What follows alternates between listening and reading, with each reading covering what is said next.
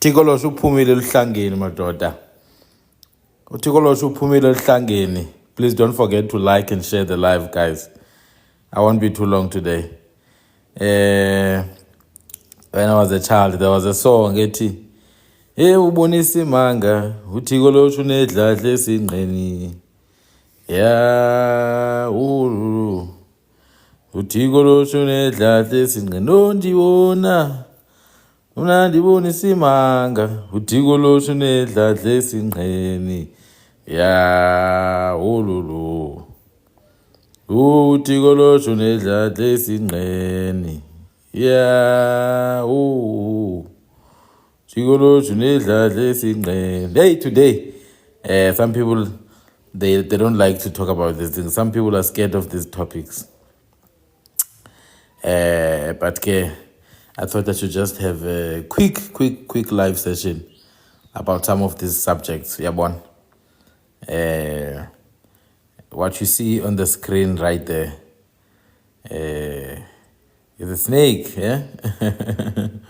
It's a snake that seems to have a light on its head.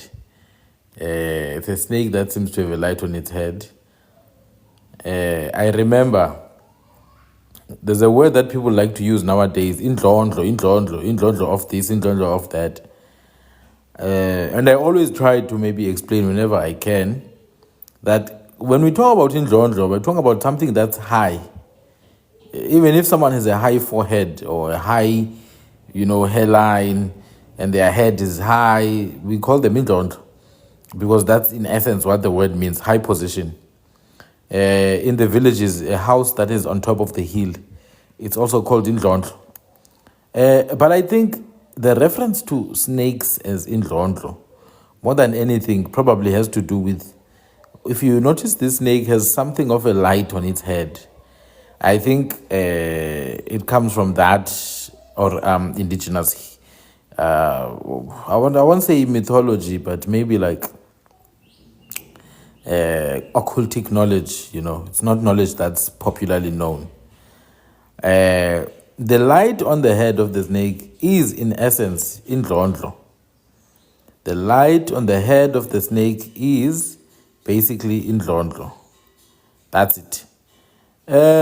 So I want to talk about this subject today. I want to talk about it. Greetings, Tobile. I want to talk about a subject that has to do with a lot of misunderstanding. Many people don't understand these things like iMpundulu, things like iChanti, inyoka yamanzi, ukuthwasa, and how it connects to ukuthwasa. Botani. Please like the live and share, guys. So I think today I want to be talking about those subjects because they are heavily misunderstood, and a lot of the people in this country are afraid. They are afraid of these subjects, and I don't understand why, because the same people who are afraid of this subject also believe in Father Christmas and the elves and fairies from Disneyland. So it's just a very hypocritical fear to me. It's a hypocritical fear because you're not fearful when it comes to Father Christmas or his elves, which were, originally, back in the day, he used to have a black slave. The same Father Christmas that our people love so much today. He used to have a black slave. You see, that's Father Christmas right there. The original Sinterklaas. And that's the black slave of Father Christmas. Zwarte Piet, the Black Piet. So I just think people who are afraid of our indigenous knowledge are just acting honestly. You see, this is their Father Christmas with his slaves who make blackface every year. So please save that acting. Save that acting. Anyway, the serpent of Eden could talk. Why don't snakes talk today? I'm sorry, I'm not going to even get into that. Maybe someone else can address it some other day. But what I can say is that, serpent doesn't just mean a snake, like an actual snake. It could mean other creatures, other beings, reptilians and all those things. That's all I'm going to say. There are many things that are written in original languages, but when they are translated to English, the meaning completely changes, you see. For example, in the same Bible that you're talking about, they talk about these seraphim and cherubim. But when you actually, read up, the word seraphim itself means a serpent that has fire, a fiery serpent. But no, my brother, this life is not about the Bible. I'm sorry. I don't want to get into that altogether. So my people, now this snake that you see here, it may be called different names by different people. But I would call it iChanti. I will call it iChanti for the purposes of this life. Some people will call it uqoloma. If you go to Kwe languages, they will call it khwe. They will call it khwe, which is where the word khokho comes in actually.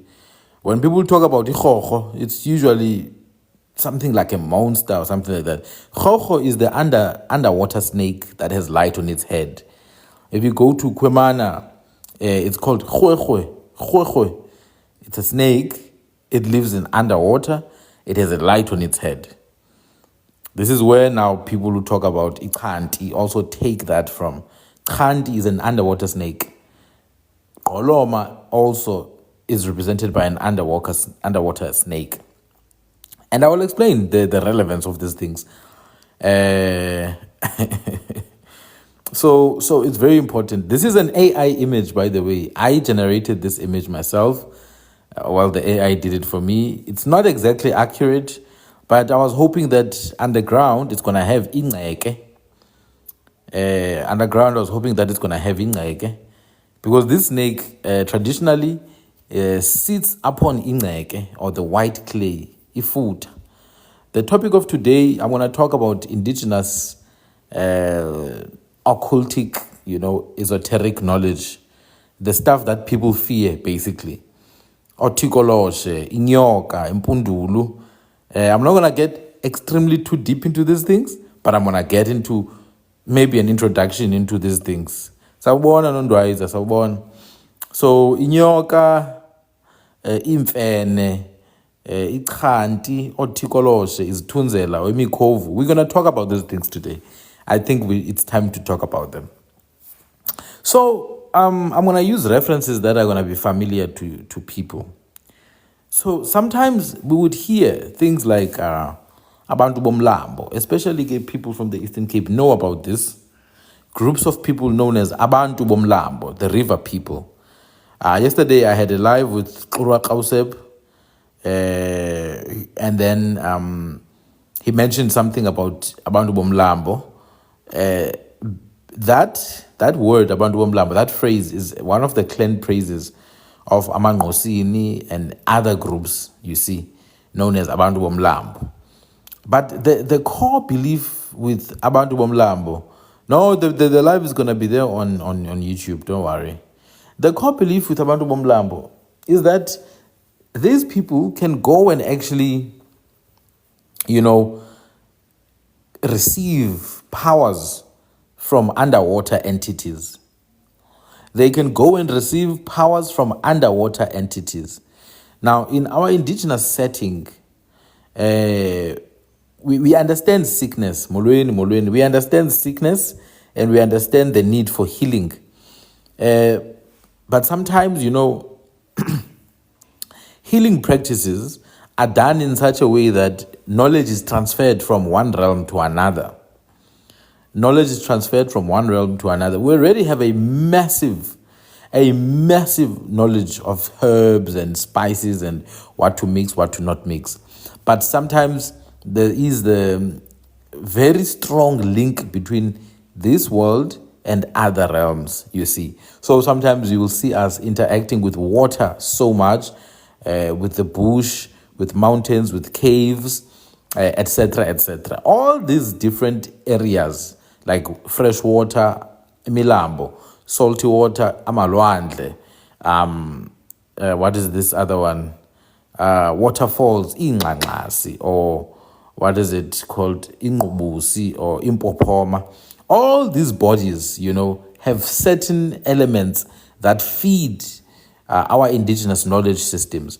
I will just quote Ubaba Credo Mutwa. He was one of the people who got abducted by entities that lived in a waterfall area, in caves within waterfall areas. But this cave, sometimes you may think it's the physical cave, but rather the cave itself harbors a portal, a gateway to another, realm. And these places that we always reference, the rivers, the bush, in those areas, there's points of contact there that we know how to trigger when we follow our way of life. Thank you for the gifts, guys. Yeah, one. So one of those areas that I'm going to touch on today is the rivers, Mamlambo, imifula, as places that contain portals to knowledge, to hidden knowledge. Thank you, Nondwaiza. To hidden knowledge. I started by saying people are afraid of these things. They fear these things, these topics, because it's demonic, blah, blah, blah. Well, it doesn't matter because it's already here. You understand? This is esoteric indigenous knowledge. It's here and it can't be removed. So I'm going to start now with the whole thing about a calling, but specifically a calling to the river. Ubizo. We know people who go through what we call a calling. Sometimes they are called Zangoma. Sometimes they are called Amagriha, etc., depending on where you are from. But callings are not the same. Callings are different. And I can speak on this because I was born into this and I grew up in this and I was initiated in some of these things. So I'm not talking about things I heard from someone. I'm talking about things that, I know. Not only know, but really did deep research on them. Things that I've experienced myself. What about those who dump booze in the river and claim it has been taken by the dead? There are not. Why are dead people in the river now? People nowadays do things without knowledge. Dead people most are in the graves. They are not in the river. But we'll talk about that. So people who have a calling for the river, generally what we understand is that some of our people are known as river people. Abantu bomlambo. There are people amongst us whose healing resides within a river. Sometimes because of some historical events. For example, within the Amagaba people, Amangosini, yeah, but I'm not those people. They claim those things. You need to understand, we are in 2025. The things that people speak about are things from 400 years back. Things from 400 years back, they've lost all the information. Our people, that's why today you have someone who's a Sangoma and Umtandazeli at the same time, because we don't have our pure knowledge. But maybe wait for the life to unfold, and then we'll address it. So within some of our clans, we've got people of the river, Abantu Bomlambo. How they get names like Abantu Bomlambo, a lot of the times they live off the river. A lot of the times, historically, they live off the river. Like one of my clan names, one of my clan praises, we say it in Sipeka ipempem ngenqawana. Sipeka iqhakuba ngenqawana. Nqawu is the three-legged pot. The three-legged pot is called unqawu. So my ancestors, they say bapheka ipempem ngenqawana, bapheka iqhakuba ngenqawana. But what is ipempem? Pempem is an old word you find in Kui languages to refer to a crocodile. But also it refers to like a monitor lizard, the lizard of the water. Iqamsholo or iqamsholo. So bathi bapheki pempem ngenqawana, which means they cook the water monitor lizard with the small pot, inqawana, the small three-legged pot. You see now, people who eat uqam are generally abathwa bushmen who live along the rivers. We are born. There's a saying that goes like, inqomeli kantulo. Yes, another name for untulo is pempem.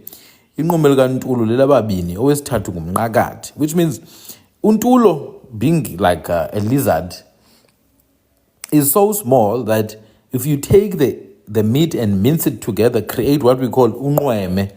Only two people can eat from there. The third person will never have enough.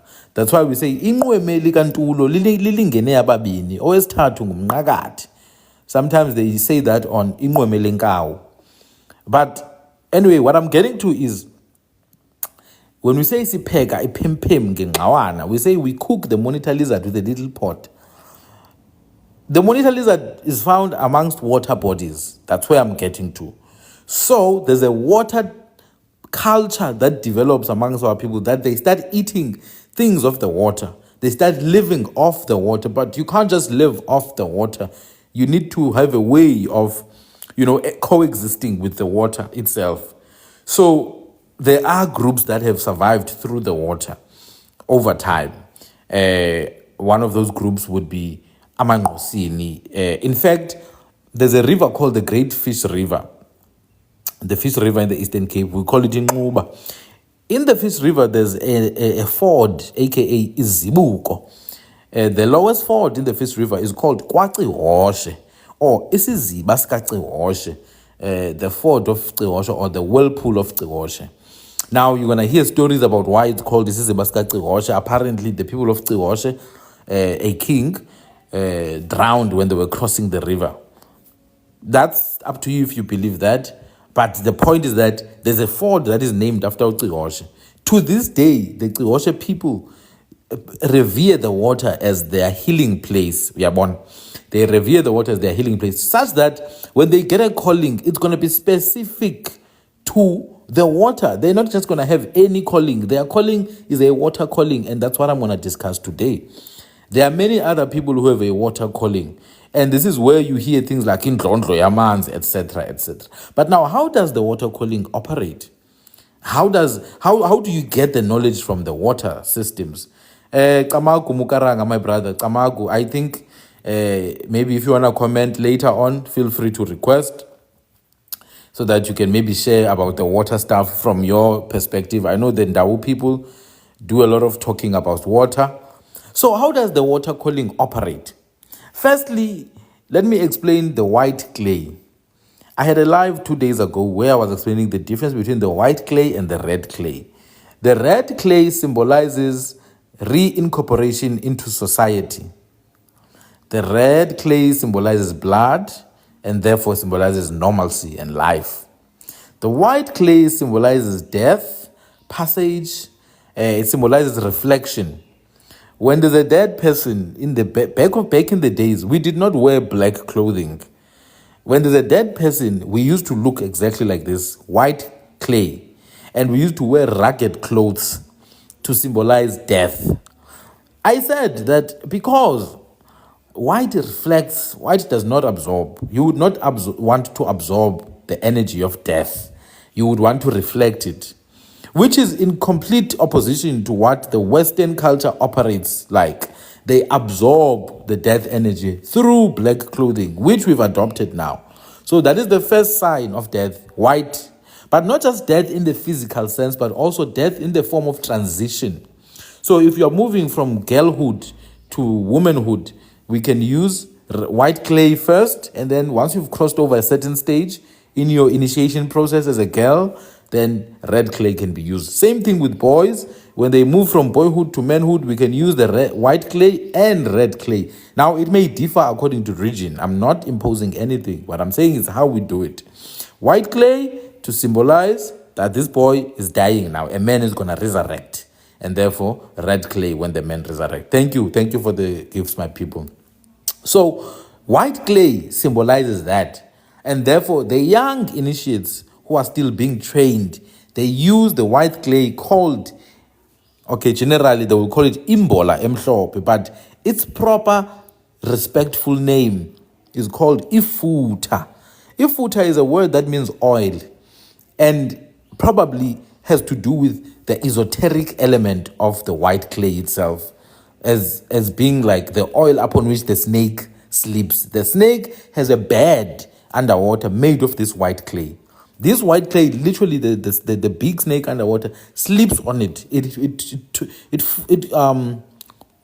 It coils itself on that snake. So we call this white clay ifuta, but another name for it is ingceke.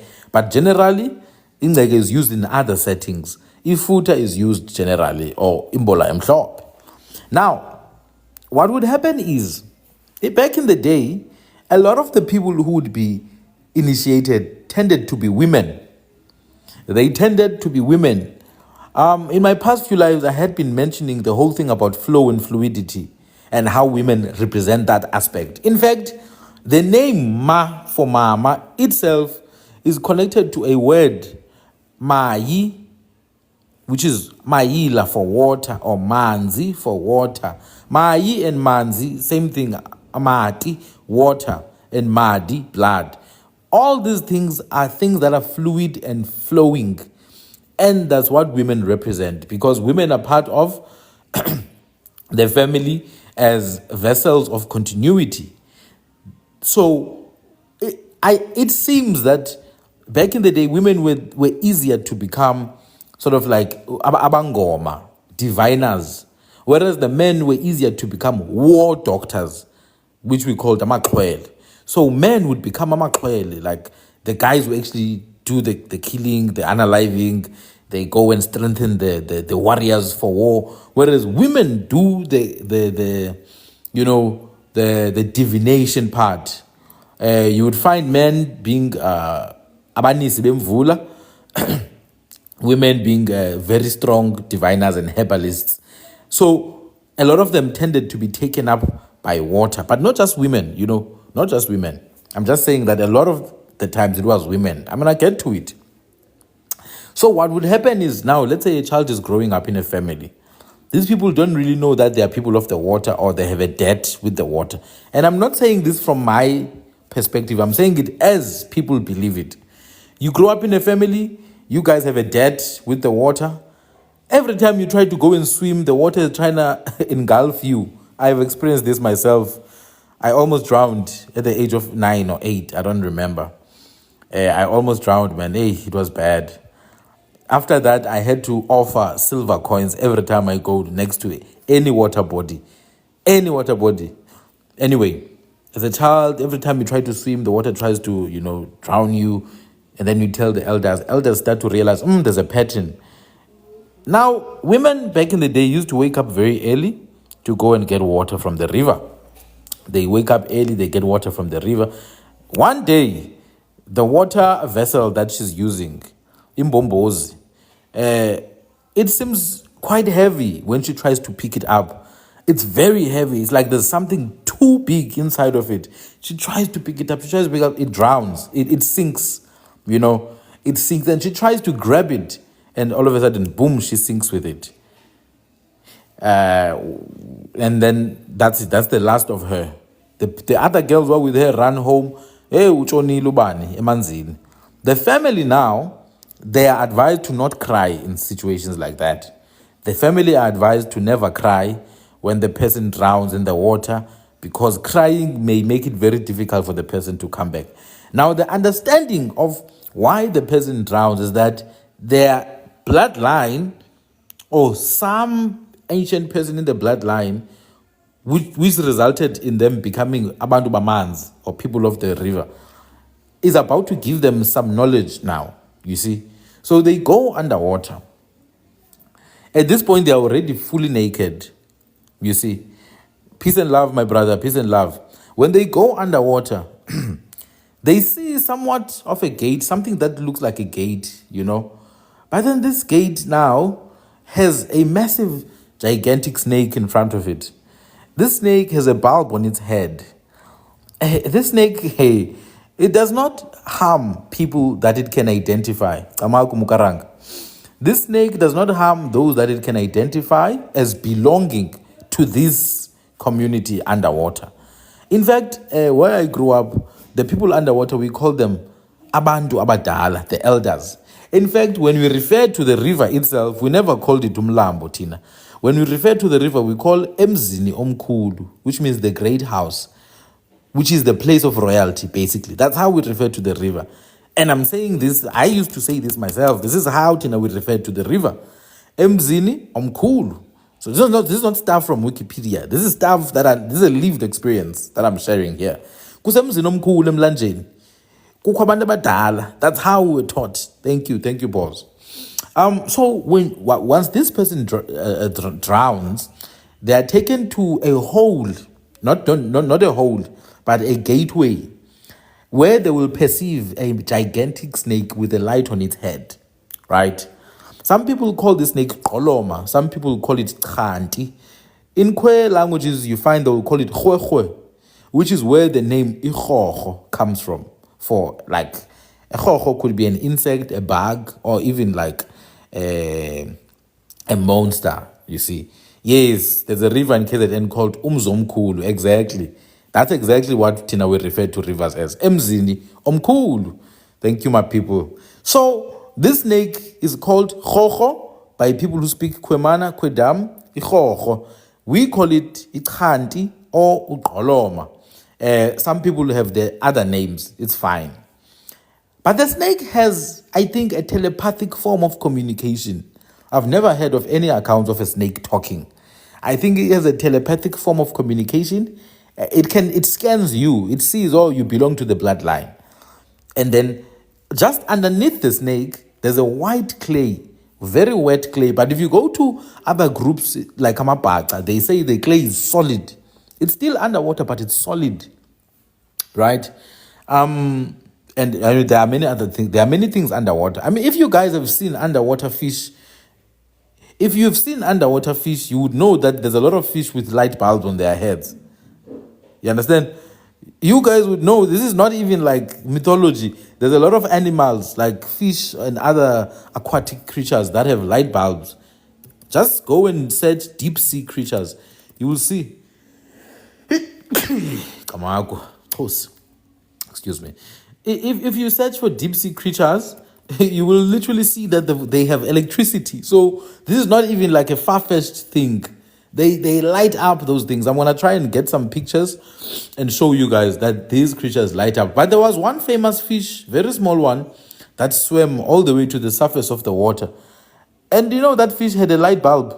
It literally had something like a bulb on its head.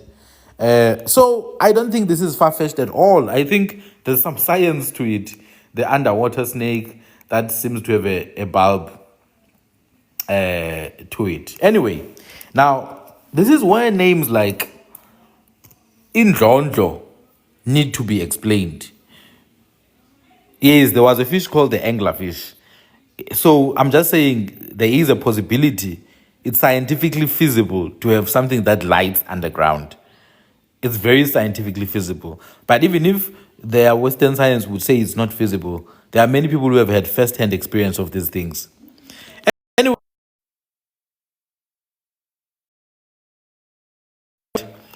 Indlondlo is in reference to high position. Indlondlo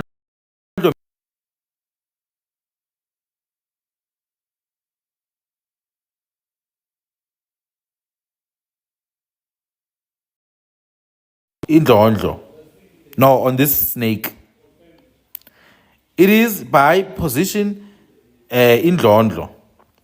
I'm just gonna put the fish here, the anglerfish. Yes, this is the fish. This is the fish. It has a light bulb. So I just wanted to add it, just to show, you know, that it's not an unheard of thing. Indlondlo is a snake, right? It has something on its head, up high. It could be a feather. It could be some kind of crown. It could be a light bulb like this one. Exactly. So I just want you guys to understand, this is not stuff that's not unheard. That's unheard of. When you have a chance, go to YouTube, look for deep sea creatures, look for the older documentaries, because these newer ones, they are AI generated. Look for the older documentaries. You will see those things look like aliens. Okay. Anyway, what does the snake do now? What does the snake do when this person who has a calling goes underwater? It scans them and uses some form of telepathy. Now, reports in traditional knowledge, yes, a cuttlefish, yes. Reports in traditional knowledge are that if you are an imposter and you are not a true descendant of the water people, if you're an imposter, the snake is going to chow some of your organs. It's going to take your eyes. It's going to take your reproductive parts. I'm not sure about intestines, but I know your eyes will be taken. and your reproductive parts are going to be taken. This may be euphemistic for you will lose the ability to see and the ability to reproduce. You see? It may take your brain. So I'm just thinking that it's euphemism. Ability to see, because a lot of people who have a calling and who don't maybe attend to it, at least back in the day, end up not being able to see or hear, etc. I see the questions, my people. Let's just get into the topic. Let me just go with the topic first. I'll answer the questions later. Now, once the snake is happy, underneath the snake there's white clay. It's wet. In some regions it may be dry, and that's also possible. It's very possible as well.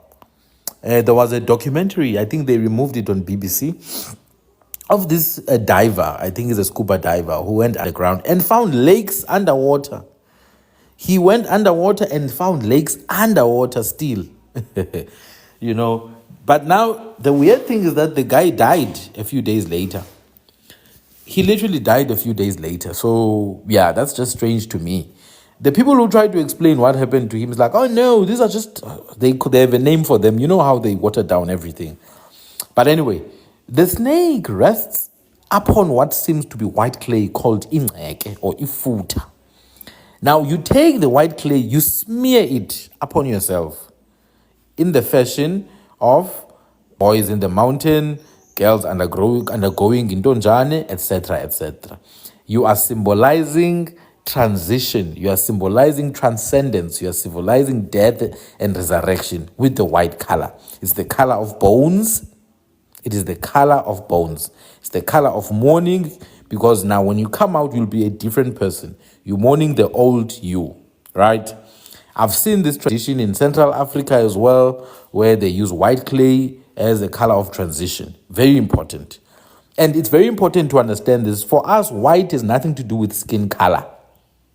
Where I'm from, when people are saying you are white, they are saying you have divination abilities.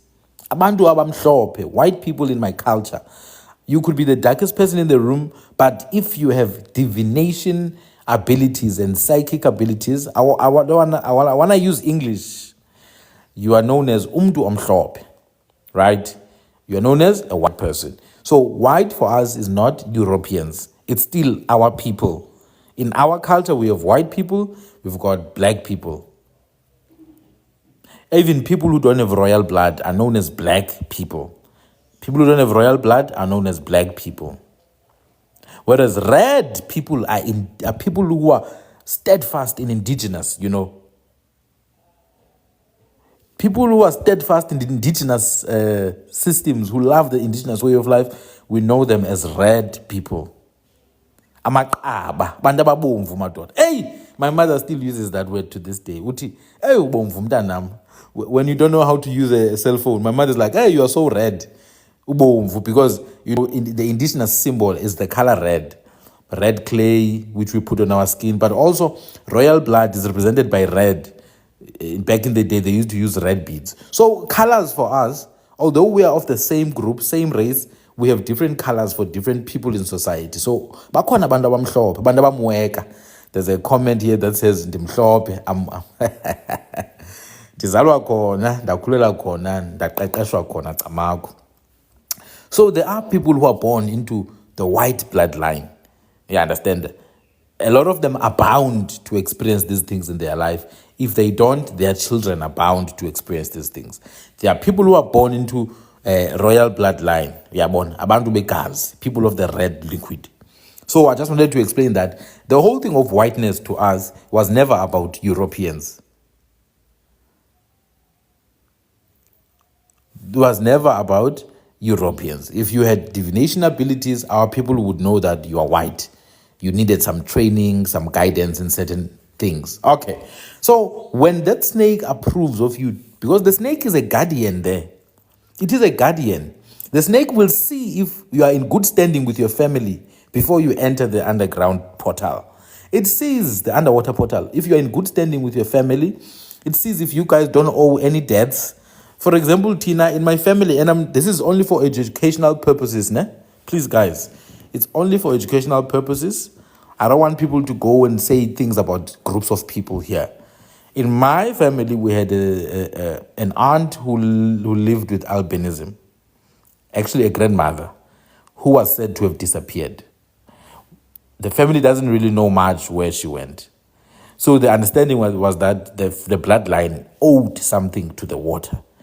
In our family, it was understood to have connected with water somewhere. It's an old family history. Now, this is only for education. I'm just like that. Then when you get underwater, need to be addressed, Uti. You know, when these things happen, certain things need to be done. Certain colors of cows need to be slaughtered. Certain colors of goats need to be slaughtered, etc., etc. Now, let's say you go through the iChanti snake or Koloma snake. You put the white clay that is underneath the snake. You literally put the white clay that is underneath the snake all over your body to say, I have died now and I will be born again once I'm done with this process. I will be born again once I'm done with it. So now when you now approved by the snake, you take that clay underneath the snake, you put it around you. That clay now is your clothing. It covers you. Then you go through, there's a hole in the ground. It's that hole through which you enter. You know, you must understand the wording, very important. Things like hole and what. It's very important to understand. Don't think of a hole as like something small. Think of a hole as a portal. Like they talk about black holes and wormholes when we talk about space. Think about things like that. You understand? In space, we talk about a black hole, which is a region in space-time where gravity is so strong that nothing, not even light, can escape, you see. And then there's also wormholes as well. So when we talk about holes, it's not like one whole little hole there for a little insect to pass. No, it's a way to allow you to travel. So a wormhole, for example, in physics, is a hypothetical structure that connects two distant points in space-time, acting as a shortcut through space and time. You see? So,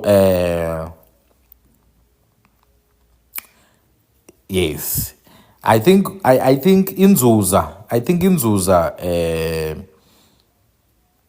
Inzuza, maybe my brother Mukaranga can talk on those things. Yes, it's more on the northern side of the country. So now, when you pass the snake, you see that hole through which you are transported. Many people report to seeing a female when they get down there.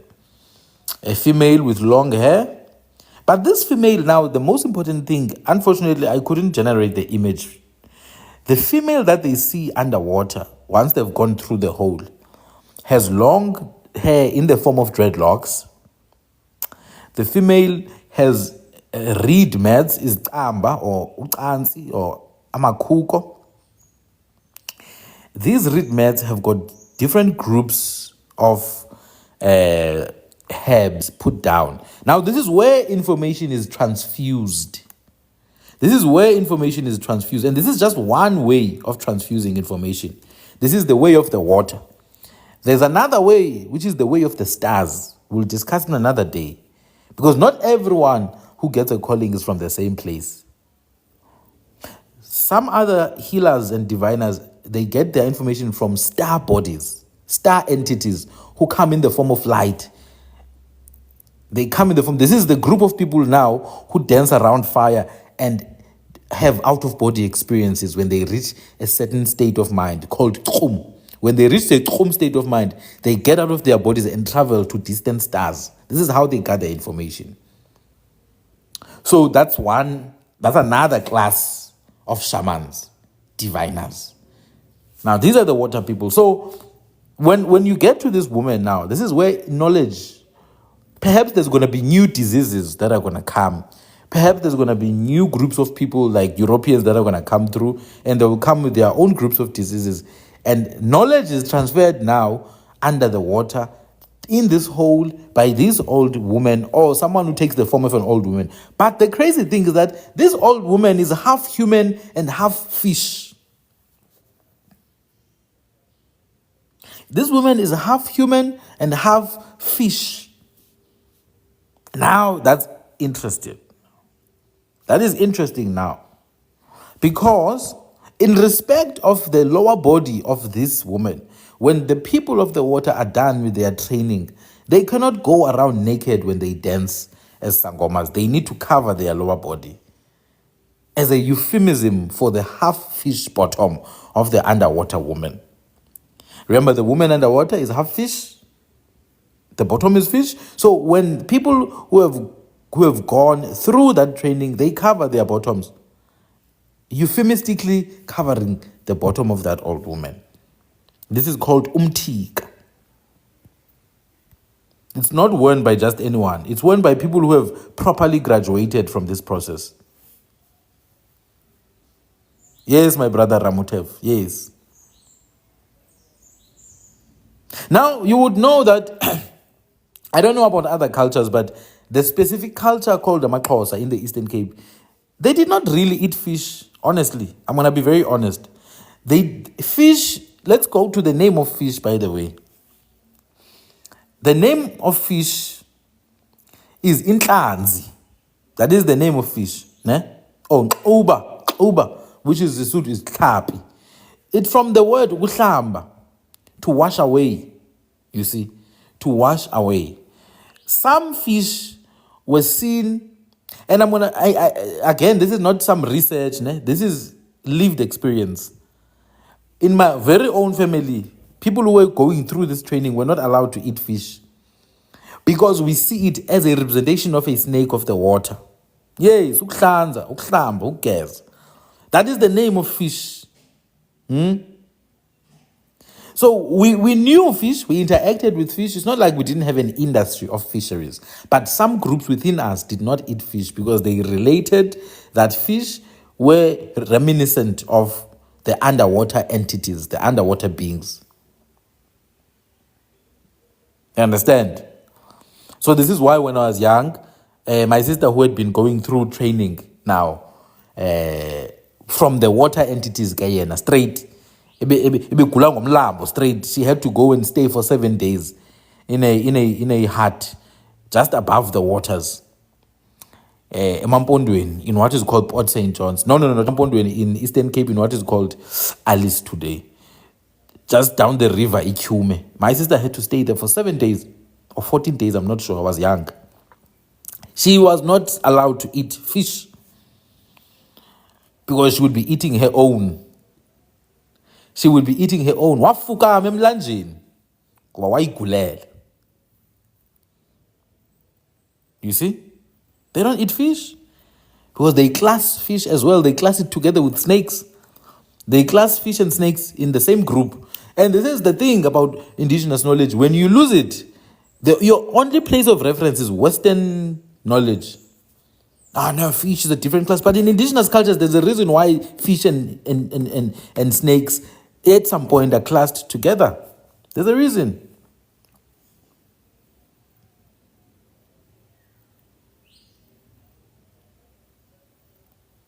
I've seen the Bapedi dress code. Hey, it's very similar to proper Xhosa dress code, by the way.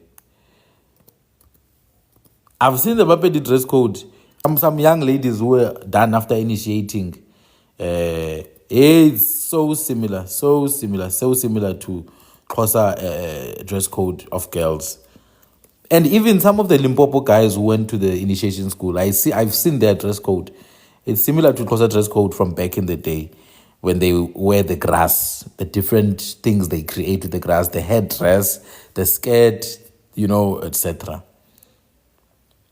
Anyway, so now you come here, you learn from these elders. They transfuse the knowledge to you in the form of telepathy still.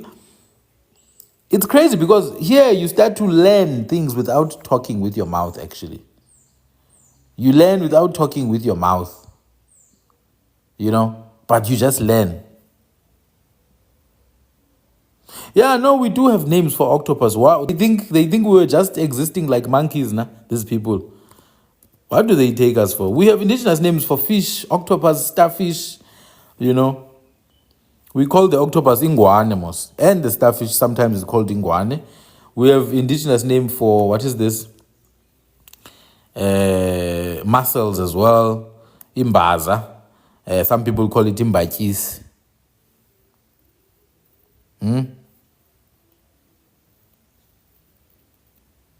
Yeah, no. For us, the river people then do not eat fish because it's sacred to them. So you can't eat what's sacred.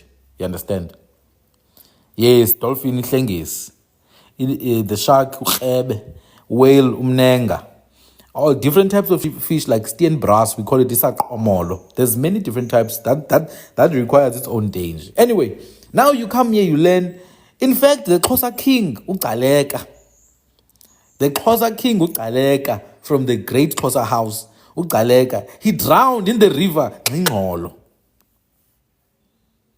Gcaleka drowned in the river Ngxolo because he himself was being called. uGcaleka had problems with health. This is now early 1700s to mid 1700s. He had problems with health. His health was not strong, which was a sign. And his brother Khakhabe was very strong. Utsinga kanomagwayi wasembu uzamazama ilizwe lizamazama usibala mdaka usambatha zimfutshane kanti zomlingana. Khakhabe, he was strong and he was powerful in terms of military. So Khakhabe had to be chased out of the royal house. He had to be allowed to go because the senior brother uGcaleka had a calling. The river Ngxolo took him. Now the brother was like, I know this king is not gonna be a good king. Because this king is going to tell secrets. This king is going to point everyone as a witch. Inkosi enjani ezawunuka abantu. Inkosi ayikwazi unuka abantu. Because he's a king. So he can just say, oh, you, witchcraft, take this person out. So those were some of the reasons that Khakhabe and Gcaleka had to split.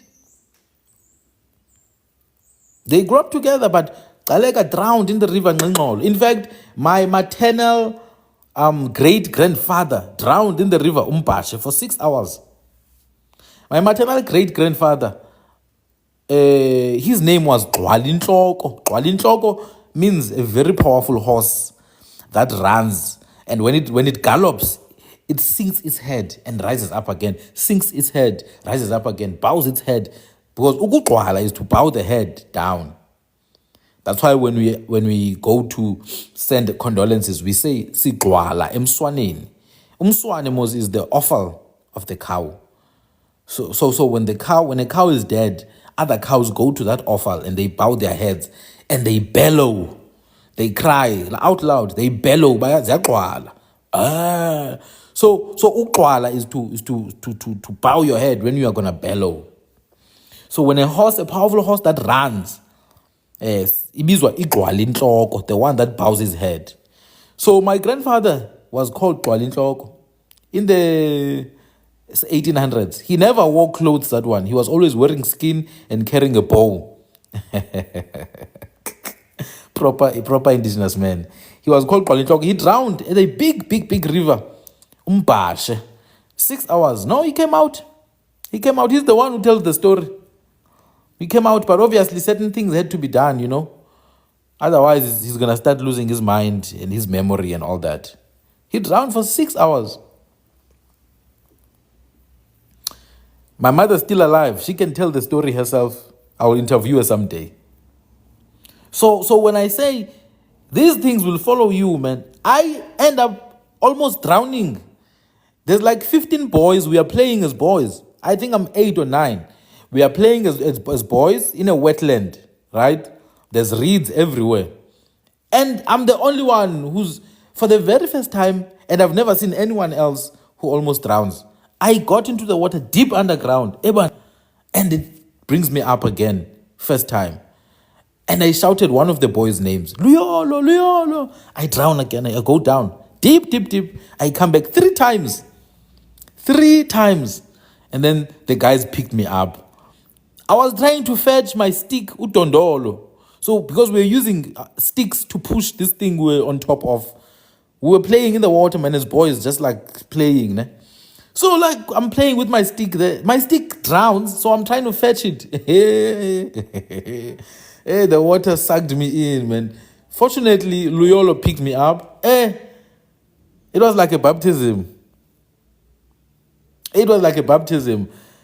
I sat outside and I let the other boys continue playing, and I was shaking. One of my friends was tall.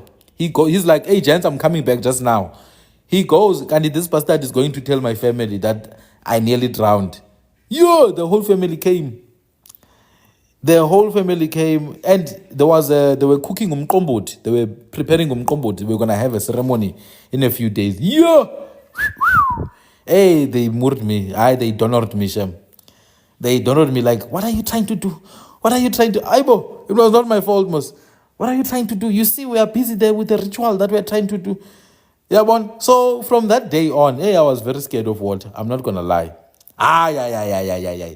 I was scared of water. And the crazy thing, when I got to high school, I became very interested in marine biology. So I joined a couple of societies at school. We used to do a lot of work on the seashore, That's why I know a lot about the sea. We did marine biology. We met with quite a lot of scientists as well from America. Because, they spend months at sea. Sometimes they come to dock in the waterfront area. But now, the problem is when I get near the water, I need to offer a silver coin. I like the testimonies of people. Now I go to ask my mom, what happened? Why did the water try to chow me? And every time if I don't offer the silver coin, somehow my experience is just bad with the water. She's like, oh no. So iwele, a twin, generally in our culture, is associated with the water. So a twin, because twins are two, the one who comes after the twins is understood to be the eldest twin. Now, my mother comes after two twins who were my uncles who never survived. So the two twins were born, they never survived. My mother came after them, she survived. So she's literally 3 in 1. She explained it like that as a child of a twin, I can't just enter water as I please. Yeah, bo. No, so the silver coin is for something called ukukhuma. Ukukhuma is like to propitiate. Yeah, to propitiate. Traditionally, what we do is if you go to a seer and they tell you your problem, you don't pay them. You offer something called ukukhuma. I'm just gonna deviate a bit, because I know some people like the Bible. In the Bible, the King Saul, he lost his goats. He went to the prophet Samuel to help him find the goats. Because Samuel could divinate, could see, So he went to the prophet Samuel. But before he went, he was worried about his offering. What am I going to offer to the seer? So he wanted to pay so he could offer money and animals. But then the prophet is like, oh no, your goats are safe, don't worry. Let's go and enjoy, blah, blah, blah. And that's just, I'm deviating. But I just wanted to give context. So the silver coin was for ukukhuma. In fact, preferably, it had to be the older currency, like a penny or a debelchi. Those old coins, what people call in Thikoloshe. Yeah, those ones are even more preferred. Yeah, well. Yeah, you see, there's a brother here in the comments, Usbuda. He's actually corroborating my story. My twin friends do that as well, Mkhuluwa. Yes. So I'm a child of a twin, of the eldest of twins. Imfusi. Ndizalwa imfusi mna. So, and imfusi nje umama wam, they are the people of the waterfalls. Kamanzoto, ngonyelens, the star people. Those ones who stand in between the waterfall. So already there was a lot of things to do with water. To add on top of that, the great-grandfather who drowned but never actually became a sangoma himself. Anyway, I digress. So after this water process now, when the person is ready to come out, they come out looking like this. Now they will be found like... So what the family does in the days that the person is missing, the family will go to someone who's experienced in these things, and then that person is going to tell them what needs to be done, what needs to be prepared and all that. They'll go to the river, they'll make some music at a certain time of the day, they'll do the necessities that need to be done, right? Now, when that process is done, you're going to come out, a lot of the times you are ready now. Even though to the people you disappeared for 6 hours, you disappeared for 2 days, for 3 days, the knowledge you have is the knowledge of a lifetime. And that's the thing. Space-time is completely changed in that process. Space and time are completely irrelevant in that process. Yeah. Completely irrelevant.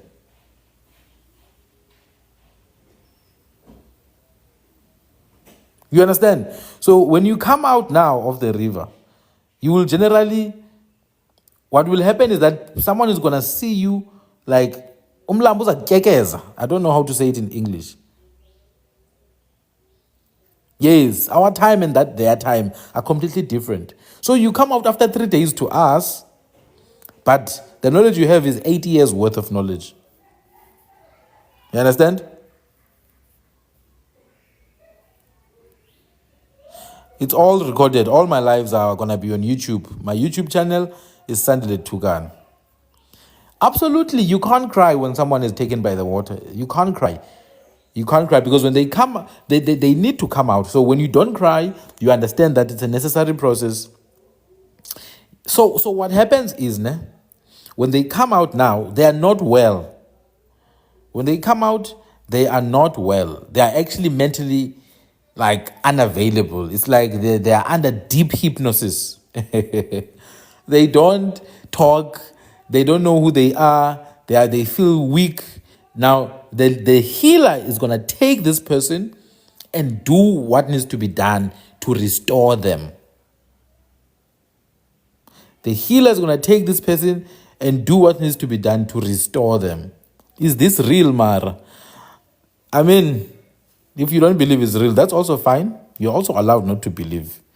Maybe it has nothing to do with your people, Maybe it's got nothing to do with your people. So that's fine. It's for the people that it's for, this thing. So if your people are not people of the water, it's not yours. But if you ask me if these things are real, trust me, I can make them very real. Things are real. Let me say that. Things are real. There's a lot of things that are real. What we lack today is people with the understanding and purity to do these things. A lot of people are pushed by money and self-seeking interest.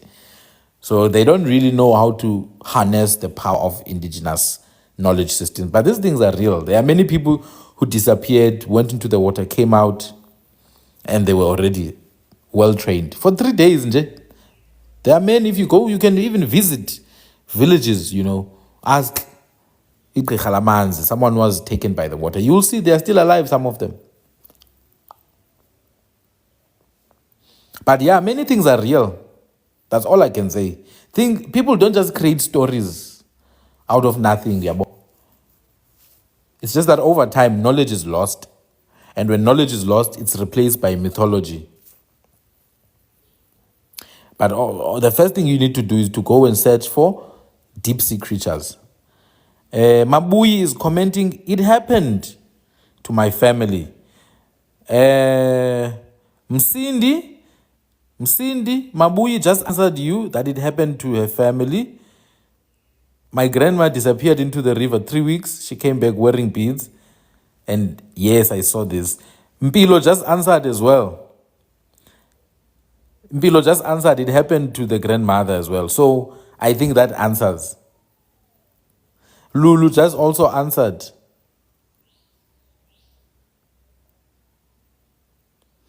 Yeah, I think that answers your questions. These things are real. Just because we don't make videos about them doesn't mean they are not real. Remember, when you get initiated into these things, you're not initiated to be a celebrity. You are initiated to heal. Amber, deep sea creatures are fish, Moss. Yeah, but nobody said they are not fish, Jenna. Nobody said they are not fish. Did I say they are not fish now? Smuda, hey, but I have seen it with my own eyes. Yes, my brother. I think, Msindi, maybe you just joined. Maybe you just joined. I already explained it. I already explained. I think you should go and watch the full live, Yabo. Go and watch the full live. Watch it from the beginning. I already explained that. Now I'm ending this part. We're gonna move over now to Thikoloshe.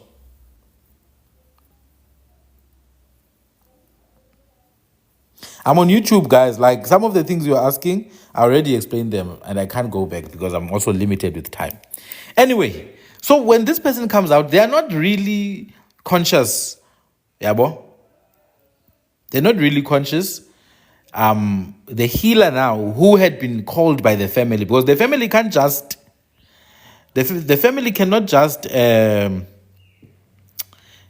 go to the water and drop a bottle of brandy there, like people do nowadays. They cannot just go and drop a bottle of brandy. There's someone who must lead them. This is what is called a priest. Inyangi, ngaka, igqirha. A master of ubugqi. Ubugqi, what is it? The essence of energy. Now, you go to someone who's a master of ubugqi, called igqirha. They're the ones who are going to lead the proceedings when this person comes out after 2 days or 3 days. Songs are sang, they are separated from everyone else. Certain herbs are burnt to trigger and, invoke consciousness. When they are done, these people will remember exactly what happened. They will remember exactly what happened. Yeah, they will remember. So now they become fully fledged amagqirha. And how do you see someone is a fully fledged igqirha? Well, obviously they need to sort of like pay the final price of ubugqirha, which is symbolized by a bull. And then from that bull, the tail is taken off, the tail brush is taken off, and used as part of ichoba. I think I lost my thing. I think I lost my picture of ichoba. See, this woman here is my aunt. It's my aunt. If you look at the paint, the white clay on the face, ne? It's not just put in there. That white clay on the face is not just put in there. It's put in the eyes because the eyes need to see beyond the physical. It is put in the eyes as a representation of transcending the physical sight. Remember, white is a color of transcendence. And white against the eyes is to invoke the color of transitioning beyond the physical side. And this is my aunt, my father's sister, the short one. The one next to her is her daughter, Unonqai.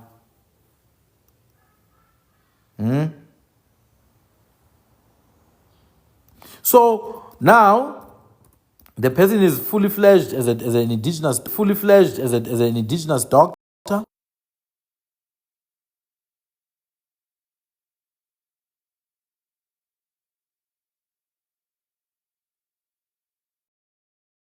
Some people have 2. I did a live also on ichoba, an extensive live, explaining the significance of what ichoba is in and of itself, and why ichoba lenkunzi and ichoba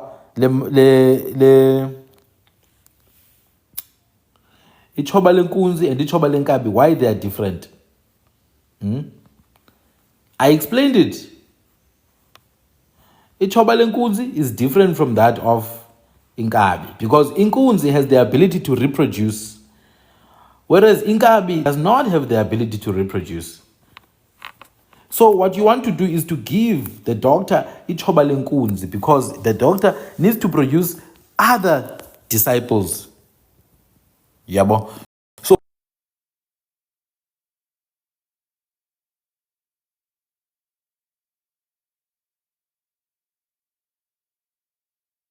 Egypt, they used to wear ichoba because it symbolizes virility, strength. I'm not finding the right images to use for this. I don't know. But you guys know what I'm talking about. You know what I'm talking about. Now, to move from this thing of bugqirha, I just wanted to explain the snake more than anything. There are other snakes. Inkabi, guys, it's an ox. Inkabi is an ox. A bull, inkunzi. A bull, it's called inkunzi. That means that's a cow, a male cow that can reproduce. It can mate with female cows, heifers, imaz. It can mate with them and produce calves, amatot. But inkabi now is a bull that has been castrated. So that means the testicles have been removed. So it's unable to reproduce now with a female cow. It's called inkabi. That cow is basically a work soldier. It's there to work, to pull the sledge, to do other things. It works, but it never mates with other cows. So inkabi leyo, it's been castrated. It can't have calves. I think people get.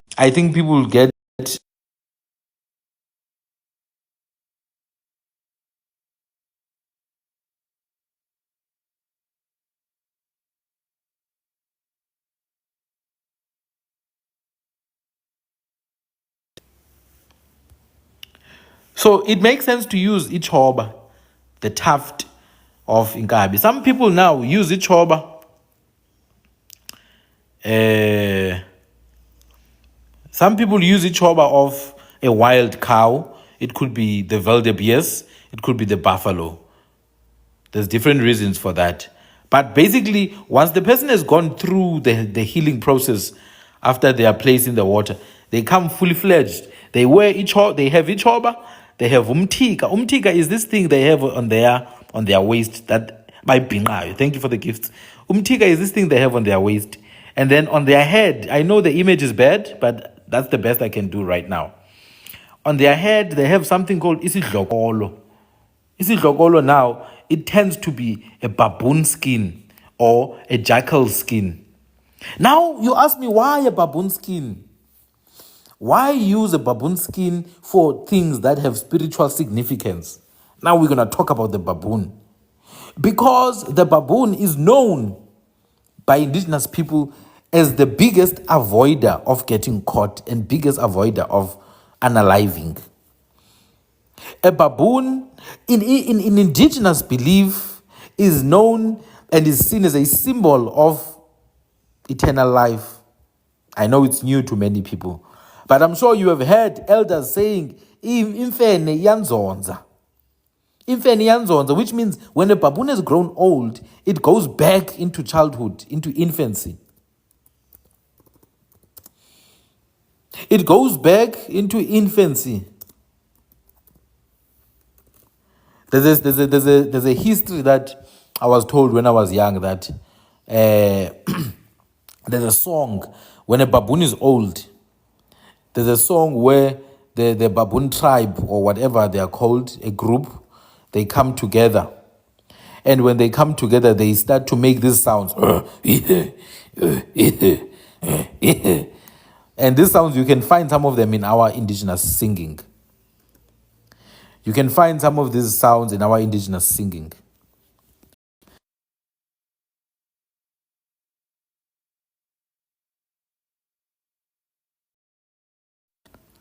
Yes, a troop of baboons. Yes. Thina sibiza umhlambi. Umhlambi wemfene. Or ibutho lemfene. Ziyangqoqola imfene zithi bhokhom. Bhokhom. This is why in my clan name, when we praise ourselves, we come back and say bhokhom. Now, the baboon is understood in the indigenous school of thought to not die. It does not die. It does not expire. But they gather together, a troop of baboons, and they sing in a circle. They sing for the old baboon to go back into childhood. We know, obviously, in real life, biologically, baboons do expire. But it's based on observation of the nature of baboons. They evade death. They evade being caught. They go into farms. They take things. They take food. But baboons use certain herbs, certain herbs and roots that they eat. They eat certain herbs and roots. And it is these certain herbs and roots that we burn into umsizi being ash and coal, basically. Umsizi of these roots that the baboon eats. We put it together.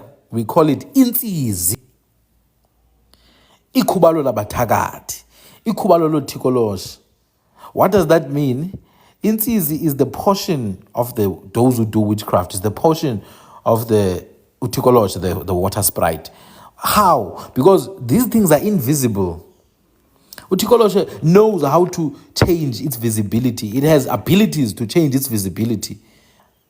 So, because a baboon can come and take things, it can come and steal things, and you still won't catch it. So, those herbs that the baboon tends to eat, we've taken them now, we've started using them in parts of our culture. So, when we go out for a hunt, you cut little incisions on the hand that is going to shoot the bow. Uyaqaphula intlanga. You cut little incisions, you take the herbs that the baboon eats, burn them, grind them into powder, you put that powder in those incisions. Ufaka intsizi. So intsizi amakhubalo kwintlanga eziqatshuliwe. I think this is what some people call ukugcaba.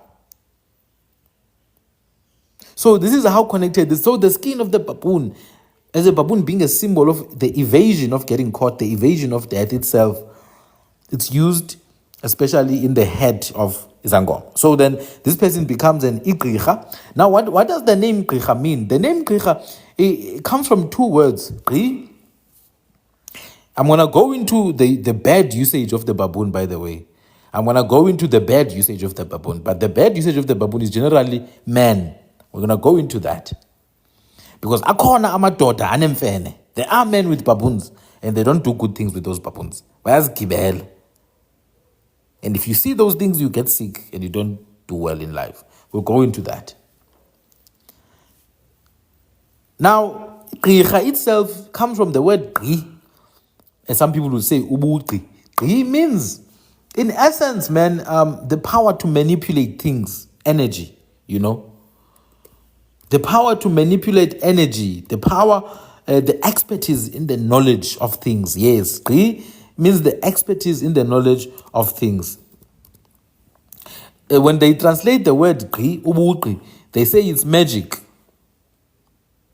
But its ability, even the word magic itself comes from the word magi or mago or magia, which means the ability to do things, the power to do things. So Ubuqi is the in-depth ability to manipulate elements. So Gqirha is someone who has abundance of the ability to manipulate elements.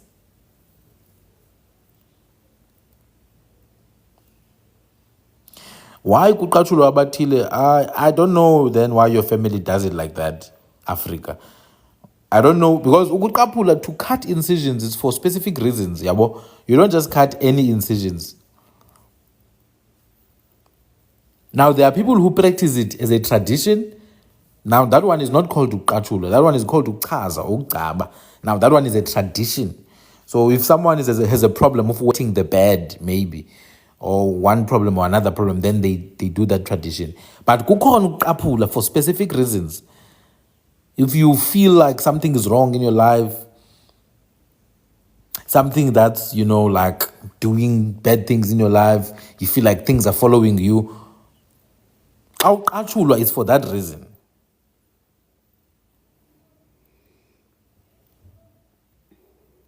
Yeah, let me pass. Let me not get into that too much. Igqirha then is someone who manipulates energy for good purposes. Igqirha is someone who does it for bad purposes now. You understand? So you become a fully fledged igqirha now after the proceedings are done, after you come out of the water. Now let's move to the next aspect. Thikoloshe. Thikoloshe is something that has become popular in South Africa.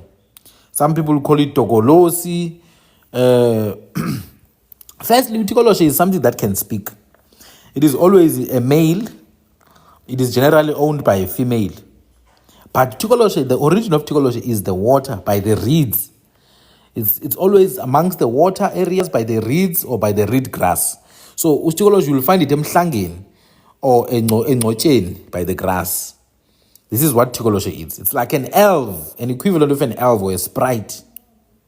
Yeah, bo.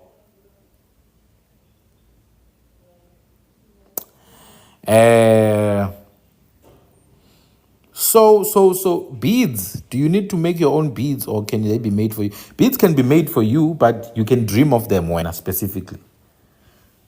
You have to dream of your own beads. You have to know what beads you must wear. I can't tell you what beads you must wear, but someone can make them for you. It doesn't matter who makes them, but you must decide what the pattern is. Some beads are clan specific, and it depends what the beads are for. For example, beads for young people who just got married, those beads are usually going to be yellow, green, beads that have to do with fertility. Beads for royal people will tend to be red, or nowadays navy blue. Beads of people who go through training will tend to be white, in some regions white and red, in some regions with an infusion of black. So it depends what the beads are for. Beads are not the same for everyone. Now let's go back to Thikoloshe. There are many names for Thikoloshe. There's Thikoloshe, there's Uhili, there's Ugahe, there's Ugemahe. At home we used to call this Otatai. Tatai. The reason why we called it Thikoloshe Tatai at home is because one of the family members back in the day, maybe I think in the 60s, when they used to go play outside, she was playing with a friend, but nobody really knew this friend. Nobody really knew this friend. So one of the elders asked, who are you playing with, Nobesut? I think her name was Nobesut. And she's like, oh no, I was playing with Ukatai. Now nobody knows who Ukatai is in the village. Who's Ukatai? Describe Ukatai. Then they describe Ukatai. Can Ukatai? No, man, is Thikoloshe. These children are playing with Thikoloshe the whole day in the valley. That's why nowadays you have to watch your kids, eh? You have to watch your kids. You think they have a friend. You call it an imaginary friend. Eh? Imaginary friend. They're imaginary friend too. You think they're imaginary. No, they can see the friend for real. They can see the friend for real. When it's an imaginary friend. The imaginary friend even has a name. Eh? Hi, guys. We need to stop being westernized too much. Imaginary friend. That goes to sleep. That gets beaten up at home. That gets sad sometimes because the mother was angry. That's an imaginary friend. Okay, guys. I know kids do have imaginary things. Even me as a child, you would speak on the phone, but it's a shoe with an imaginary friend. But there is some imaginary friend that have just too many details in their lives for them to be imaginary in real life. How can an imaginary friend be afraid of your parents? I know my imaginary friend is afraid to get into the house. Okay, guys. You need to burn some pepper there in that damn house for that imaginary friend to choke. You need to burn some pepper. Huh? Imaginary friend for who? Hi, guys. And you'll see the dog barking there. Hoof, hoof, in Congo. The dog is seeing this old man. This old man, when they speak like children. They have a lisp. These ones. That's why they call them boys. They are old, these things. They are water sprites. Now someone is asking, is Thikoloshe naturally occurring or is it made? Both. Both. Nowadays, the ones that are owned by people are definitely made. They are made, but I think they are sort of like invoked from another realm altogether. So it's like you are invoking a spirit and then it occupies a body. So it's not like it is still energy, it is still conscious in a way. It's something real, but you invoke energy to you. So you use certain elements of energy. People who have knowledge know how to use these energies to invoke Thikoloshe. And Thikoloshe can be used for bad things. It's used for bad things a lot of the times. You see your CV and your ID book disappearing. You see your sock, one sock is disappearing. Some of your underwears you've never seen in months. The Thikoloshe is taking them. The Thikoloshe that's always with you. The one that's moving things around your house at night. You don't even know there's a Thikoloshe next to you. Yeah. This is why sometimes elderly people, This is why elderly people used to, from time to time, use like intelezi for us to wash, because intelezi it stings, it stings, so that certain things don't get too comfortable next to you. This is why abantu abadala used intelezi, so that certain things don't get comfortable next to you. Now, Thikoloshe can be invoked. It can be owned by people. People can use it to go and take your ID book, your CV, and then bring it back after a few days.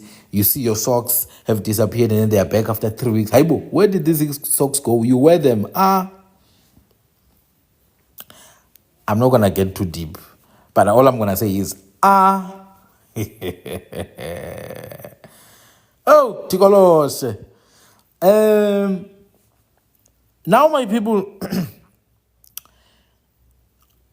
we need to understand that there are ways to deal with these things. We need to understand that there are ways to deal with these things, Yabo. This is why in certain times of the month, we had, sessions where we burn the fire, we dance around the fire to invoke powerful energy, uvusumoya, so that we can cleanse. That's why we had cleansing processes in the families to remove certain things, because you don't know. You can never know sometimes what's really following you. And there's a song we used to sing as kids that, not as kids, but when I was young, it used to be sung. Ndibona isimanga uThikoloshe unedladla esinqeni ya uThikoloshe unedladla esinqeni ndibona. This is the thing that's taking away your life, your secret conversations, sending it to the people that you don't want to know. Dance. Abelungu banazo nabo was busy elves bona. Just search the origin of elves. Elves are busy working there in the backyard of Abelungu. Today they've got the pythons, but is it pets? Elubala. Thikoloshe ufuna umsebenzi madoda. Hey. Now, if you see what it has on its hand, that is a stone, a round stone that it uses to as a cloaking spell to appear and disappear. If you had watched Harry Potter, you would know they had a blanket there. They had a blanket that they used to wear so that they are not seen in Harry Potter. So Thikoloshe has this stone. It's called ilitye elingqukuva or inqanda. This is what they use to be invisible, Thikoloshe. Please, guys, like the live, share the live, and check out my YouTube channel, Sandile Tukani. I will post everything there. Thikoloshe holds this stone on its hand so that it's invisible. Yeah, no, Harry Potter, they had ngubo kaThikoloshe pa. In Harry Potter, they had ngubo kaThikoloshe. In fact, in Harry Potter, there's a lot of Thikoloshes. And in Lord of the Rings, you see those Thikoloshes, those small Thikoloshe there. They are there. But they romanticize the so we were not afraid of it. Siyayithanda Harry Potter. But we are scared of it. It's called the invisibility cloak, yes. They cloak themselves with it. So Thikoloshe, yeah, they call them leprechauns, elves, all these different names, sprites, all these different names, fairies. They've romanticized them now over time. Yabon. They've romanticized them as these beautiful, fairies are beautiful and all that. No, these are spirits. Spirits. Now let's move from Thikoloshe. Let's move from Thikoloshe. I want to have a look at iMpundulu. I think it's very important that we have a look at iMpundulu, because I don't think many people know what iMpundulu is. Guys, iMpundulu is a bird, first and foremost. It's a bird, they call it the hammerkop. It's a bird called the hammerkop. Its other name is iMpundulu, its other name is uThekwane. That's what iMpundulu is. It's called the lightning bird, intakezulu, because this bird, you will always see it flying around before a massive lightning. You will always see it flying around before a massive lightning. It was also known as the chief of all birds. I think because of the way it builds its nest is so big, uThekwane, iMpundulu. Its nest is so big, even leopards come and lay on top of the nest of uThekwane. And therefore it got the nickname that Inkosi Yentaka.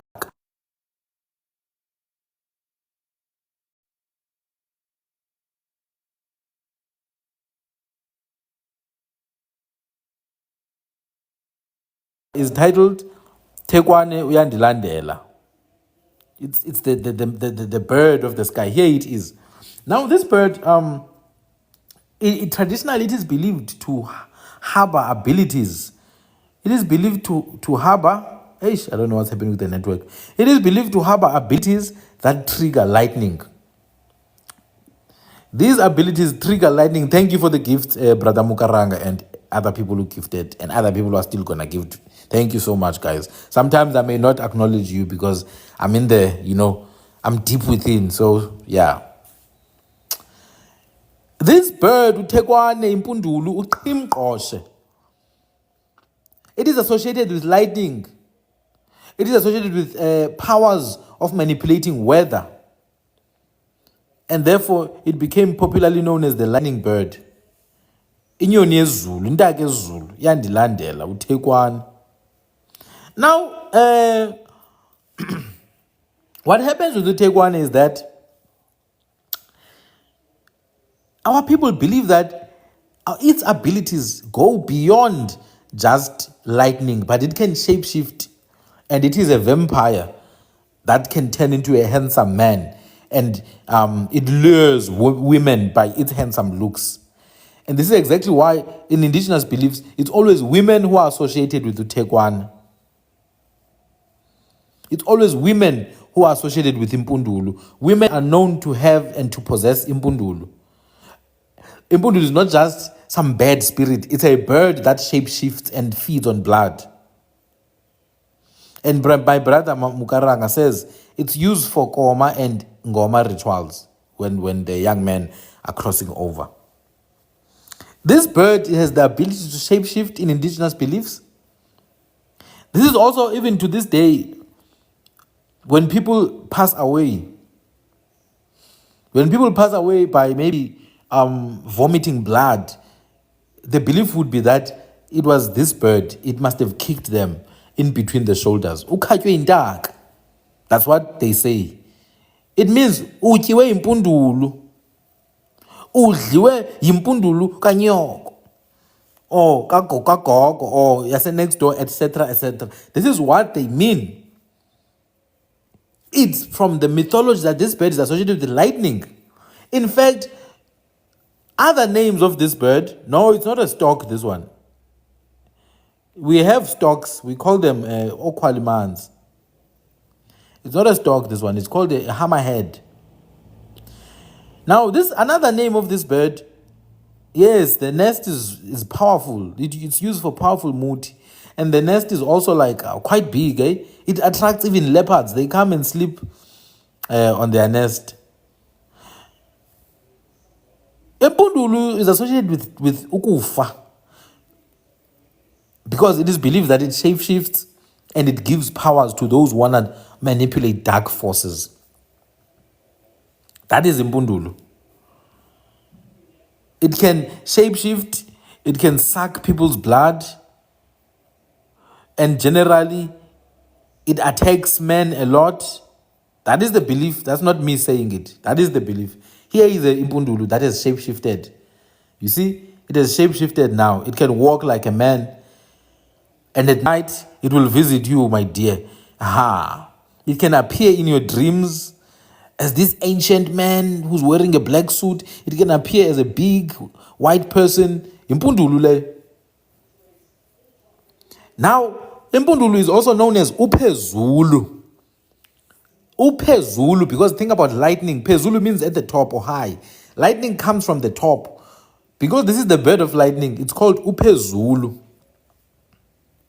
Now, when lightning strikes, it burns down the surface and leaves charred substances. These charred substances are taken by healers and amagqirha, those who can manipulate elements. They take these charged substances and they grind it into powder. Guess what they call it? Umgubo kaphezulu. This is used to cast the most powerful curses. Malumba nzima. bethwa ngomgubo kaphezulu madoda, bakubetha uzula ingqondo. My mother used to say this, but hayi mntanam ingathi ubethwe ngomgubo kaphezulu.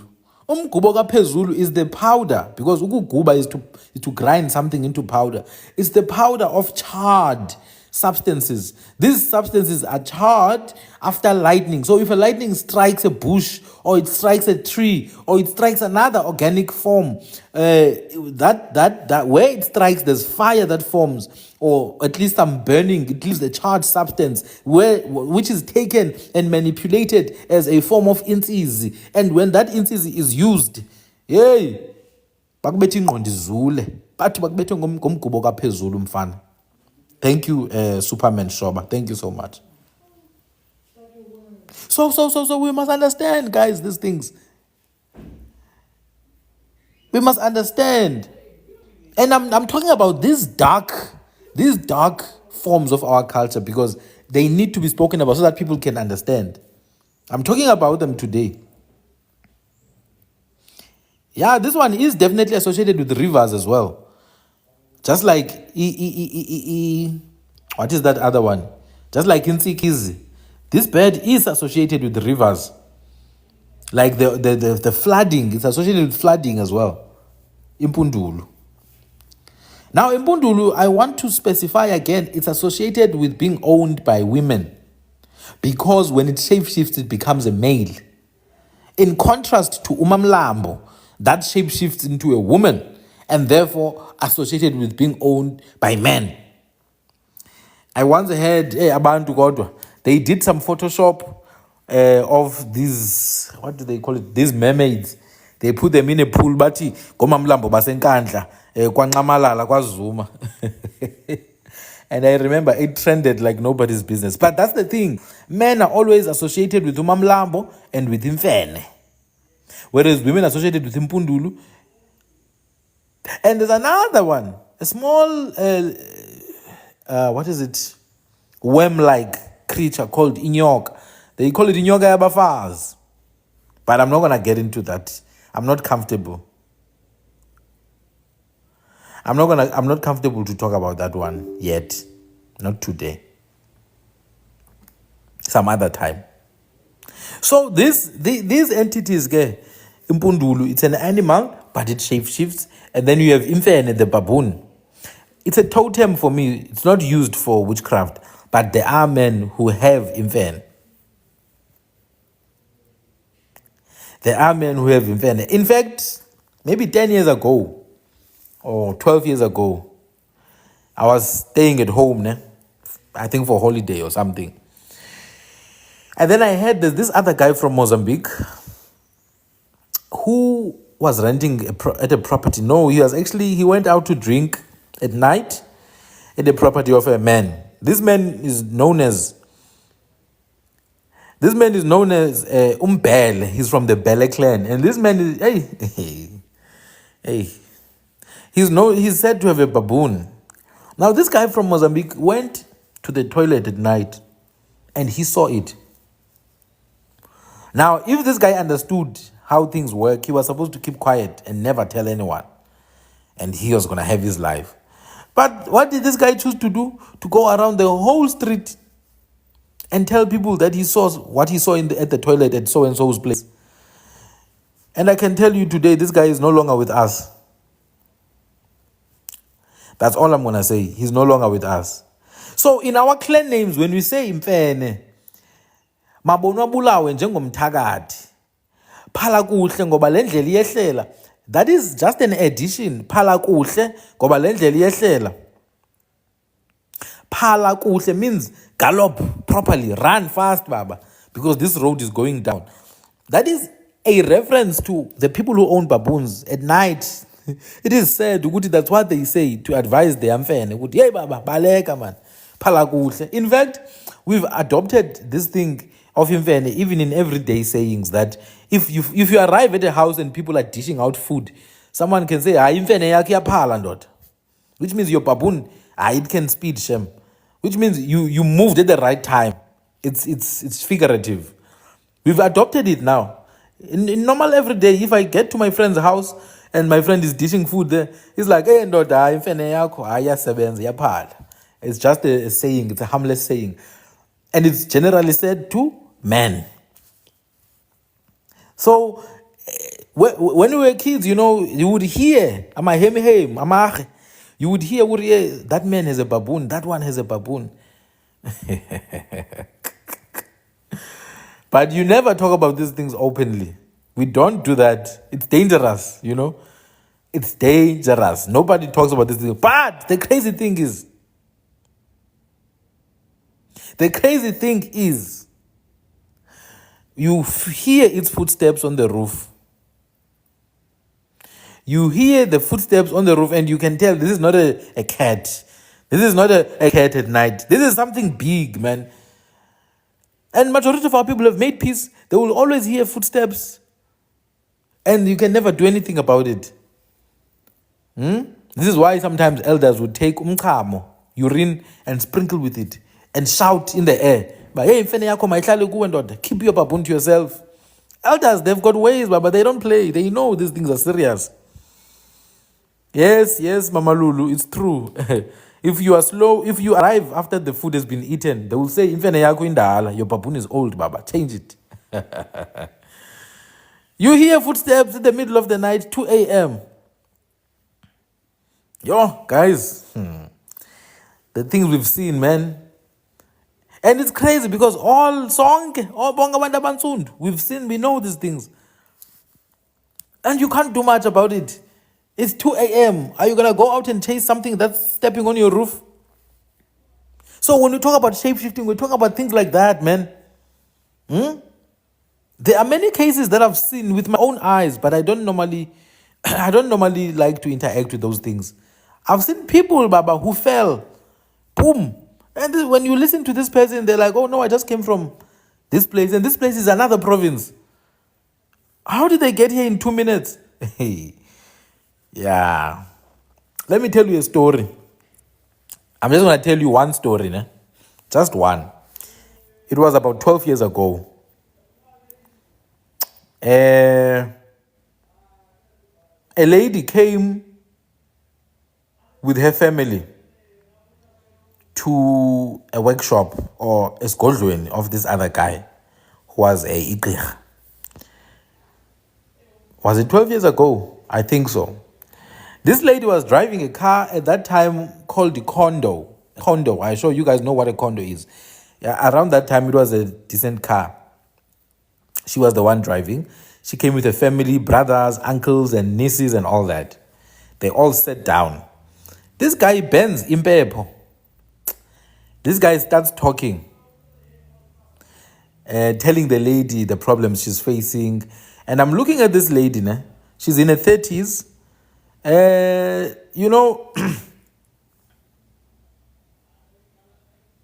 She's in her 30s and she's got she doesn't have hair, man. She's lost her hair. She's lost weight. You can see she's sick, né? And I'm not a doctor, so I'm just sharing something that happened. Now, what happens with this lady is, as this guy keeps on talking about these issues that this lady is facing, the health problems, the loss of hair, the spots in her face, and all that, this lady starts to scratch her body like crazy, man. It was scary. I'm watching I'm still learning about herbs at that time. I'm just just there as a learner myself. She starts scratching her body crazy, and then she falls down, and then boom, something starts speaking inside of her. Hey, ayini guys. Something literally starts speaking inside of her, starts apologizing. Now I realize the person we've been speaking to for the past 45 minutes was not the lady to begin with.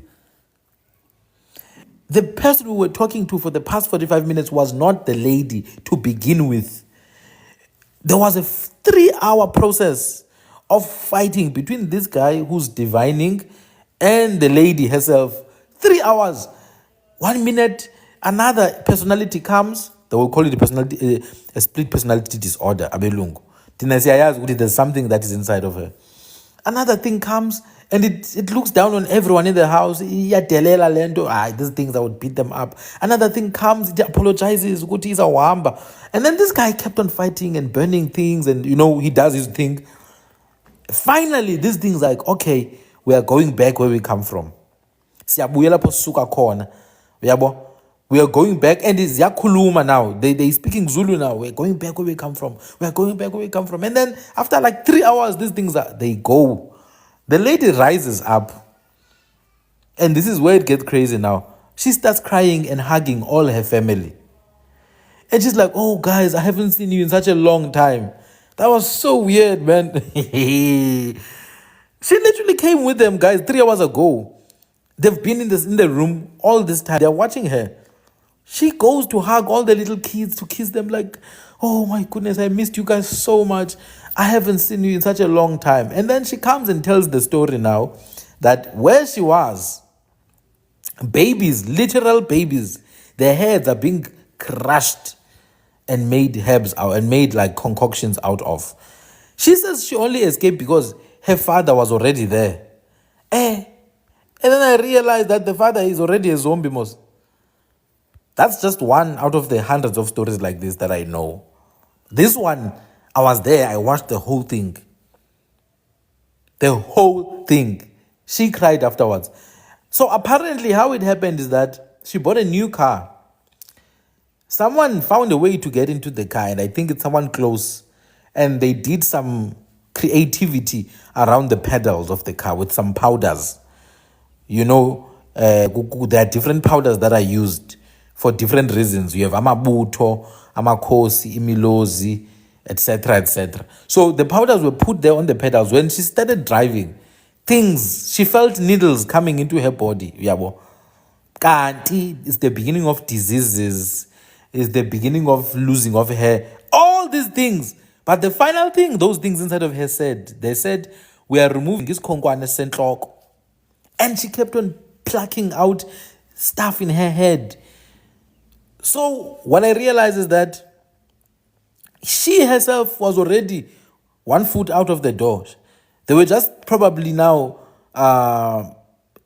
creating just a good enough reason to take her out. She was going to have a car accident or something, and then she would be gone. Young Mngabiza has a personal story similar to this. I know. That's why I'm sharing it. I know many people have gone through this.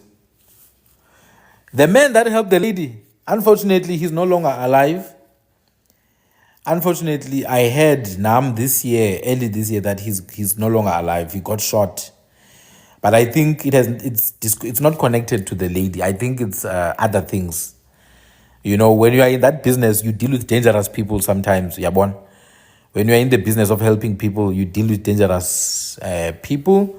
So he was dealing with people, business people and stuff like that. He got shot. He's no longer with us. He was a man from iMpundulu. He was a Mpondo man. In fact, how do I say it?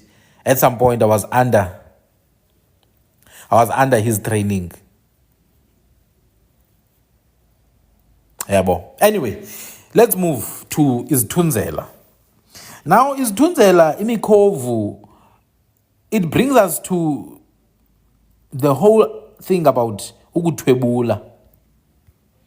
It brings us to the whole story about ukuthwebula, or the capturing of a person's consciousness. Yeah, no, Brayanga, no.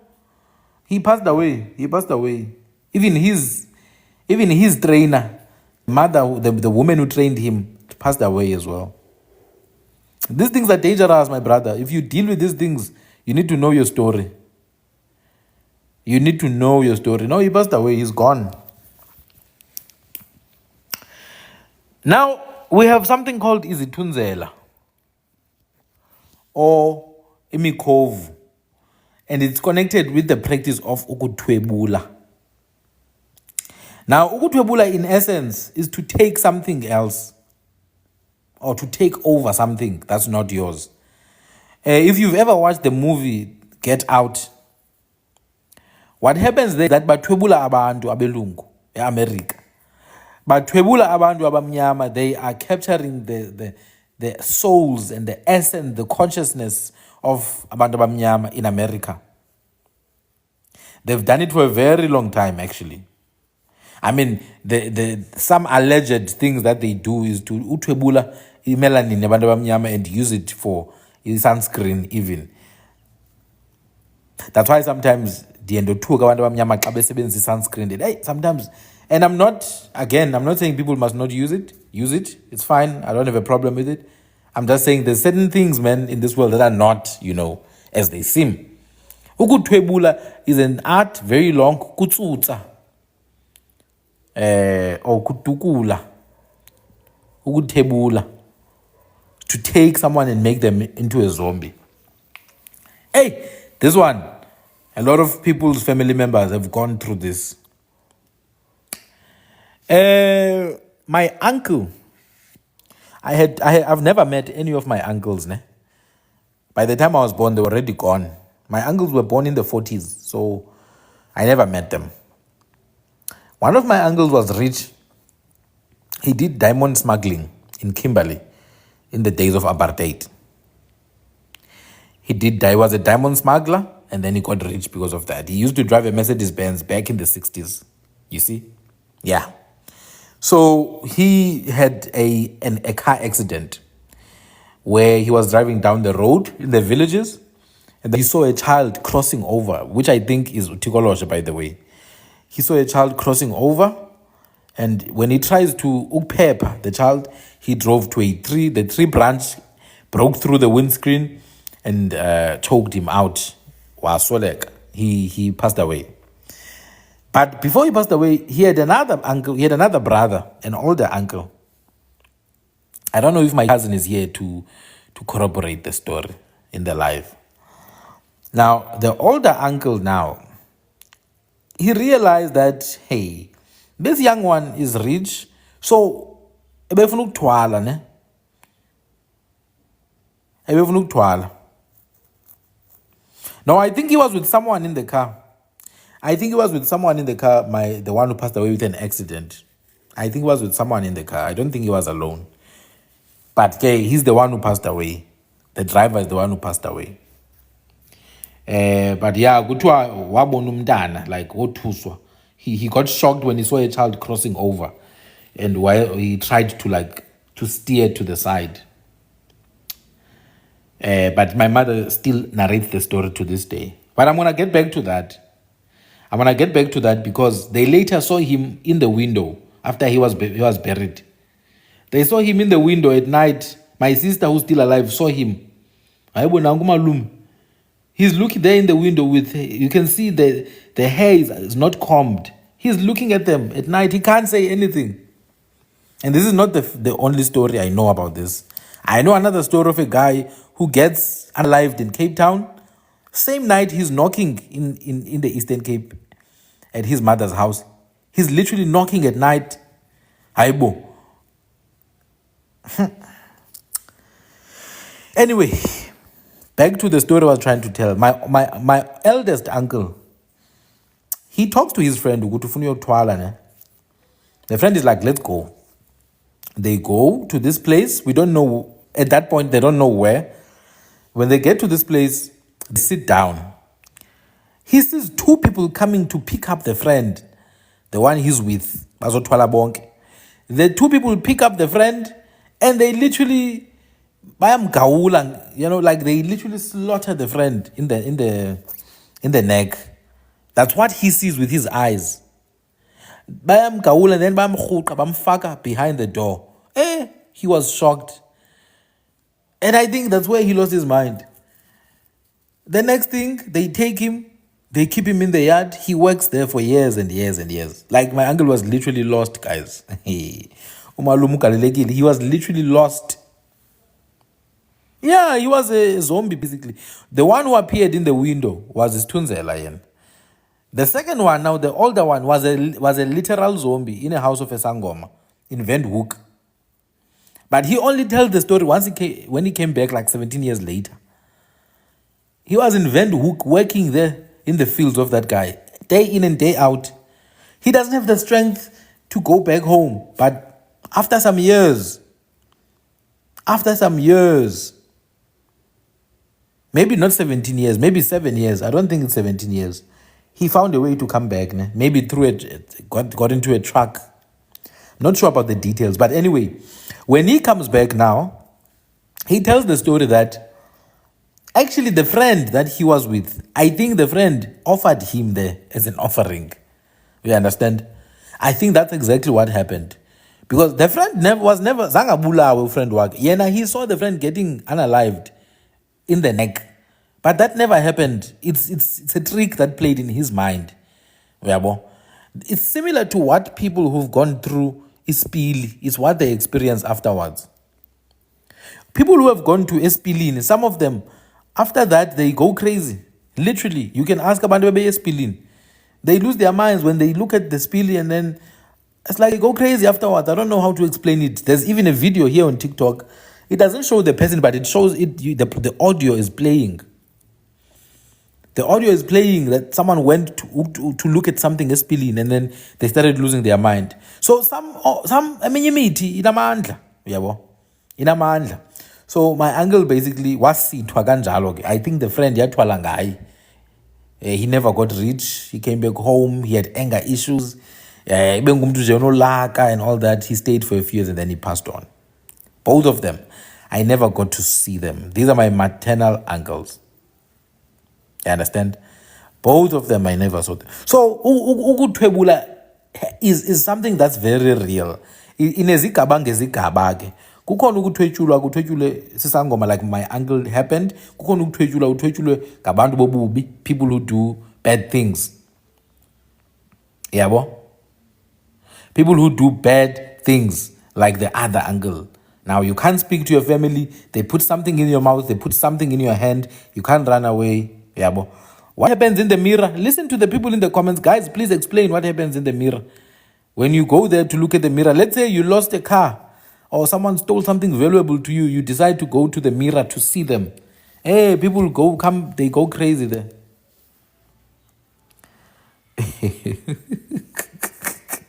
Zuker, what happened, Zuker? People are... Guys, Muti is powerful. It will make you go crazy, that thing. That's why you don't get involved with things you don't know. Yes. They make you drink a concoction. It opens other, portals in your mind. Don't get involved in things you don't know, guys. And I was raised up in these things and trained and all that. To this day, I don't mix with things that I don't know. Even the things I know how deep they go. So I stay away. Just stay clean. Stay clean. The main thing you want to do is to defend yourself. Don't go for things you don't know. If you need to do anything, defend yourself. Yes, Abatwa did use certain plants, my brother, that make you see things. They did use certain plants for hunting purposes. They'll make the animal go crazy and dizzy and weak. Yeah. Now, goats... Okay, let me finish ukutwebula. Now, ukutwebula has levels. One form of ukutwebula is to give indoda igomondela, or umfazi igomondela, or korobela. When you give someone a love potion, you are twebularing them because you are removing their consciousness now. All of a sudden now they will start fearing you. It's like they can even sense you when you are on the way, when you use love potion, korobel. It's like they can even sense you. They can sense your footsteps. Some of the people who make korobel, you know what they use? Some of the people, the ones I've seen with my own eyes, they will tell the woman or whoever actually is making the love potion, they will tell the person, don't bath for 3 days, and then take the dirt off your ears, take the dirt off your tongue, the dirt of your private parts, take off your nails, chunk them into pieces, mix up all of that concoction with a bit of blood, and then they will mix it with some herbs. The herbs are made from powerful things. Some people may use umdlebe, some people may use other herbs that are powerful. These herbs can hear instructions. You see, these are herbs that can hear instructions. So they take the dirt of the person, they mix with other things, they say words, they say instructions. The person who wants the love potion can go there and instruct what needs to happen. Ukuthi, landlord must only listen to me only. Landlord must give me all the wages. Landlord must do this. Landlord, I don't support that thing altogether. It's not good. Because I've seen people who've been given love potion. It's not nice. Yeah, it's not good. The way the partners hate them afterwards. Because like they are literally robots and zombies. And it's also dangerous because they get obsessed now. They can actually harm you physically. Yeah, well? Yes. That's what Shobel Kulu is saying. They can harm you physically. So yeah, you can make a nice soup. Okay, the one I've seen, they encourage using things like soups, yabo, soups with strong colors, and then you maybe let the person eat it a bit lukewarm, not too hot, a little bit lukewarm. But hey, those things are dangerous, man. Those things are dangerous, guys. They are dangerous. Because when the love is no longer there now from your side and you want to break things with that person can even harm your family because they are not in their right mind. Yabo. And people ask if these things are real. These things are real, guys. The people who've done them know they are real. Stews, yes. Stews work wonders. Stews work wonders. It's absolutely true. It's an imbalance of nature, man.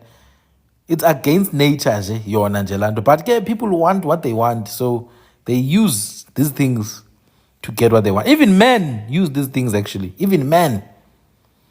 You see women that are trending online nowadays. You see women that are trending online that are buying cars for men, but the man is even physically abusing this woman.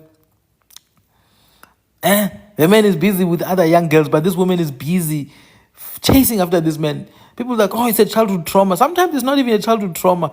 Things were offered to ensure that this woman will never see anything else in the world except this man. Anyway, still in the topic of uktwebula. So, ukdlisa is in essence a kind of uktwebula because you're taking over a part of a person.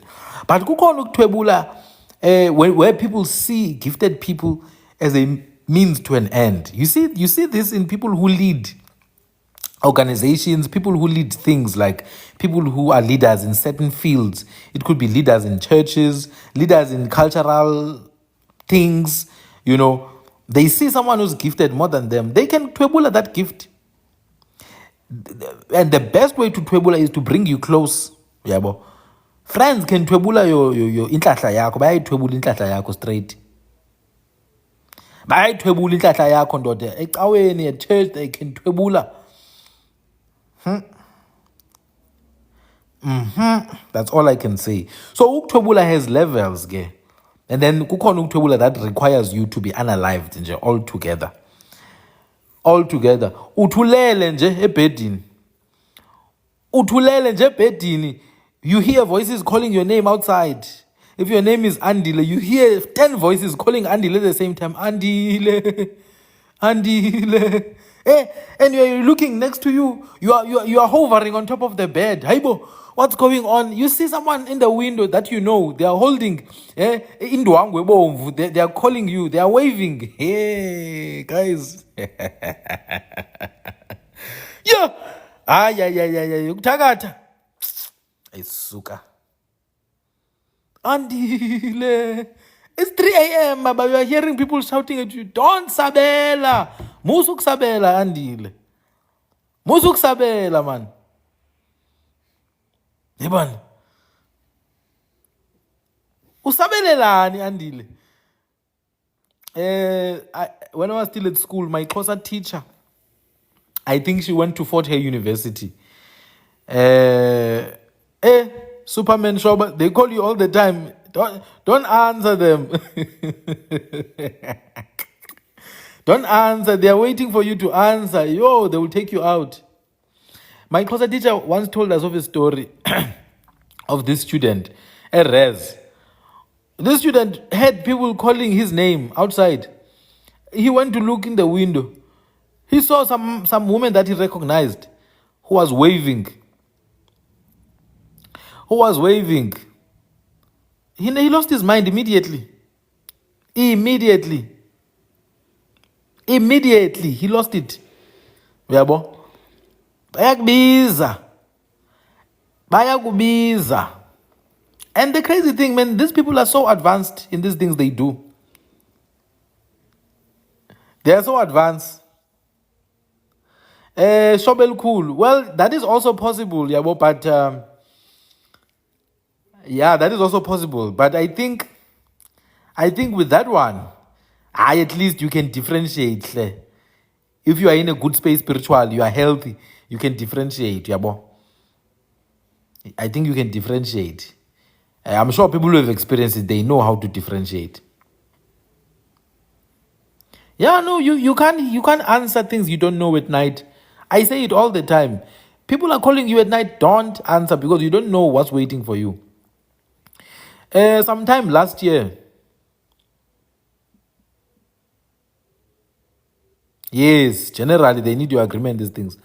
So sometime last year, ne? Maybe not last year actually, sometime back, there was this child. I'm gonna tell this story. This child is in a matric. No, not matric, grade 10. It's a girl. I see this child in a casket, literally on top of a tree. So weird. I tell the mother of the child.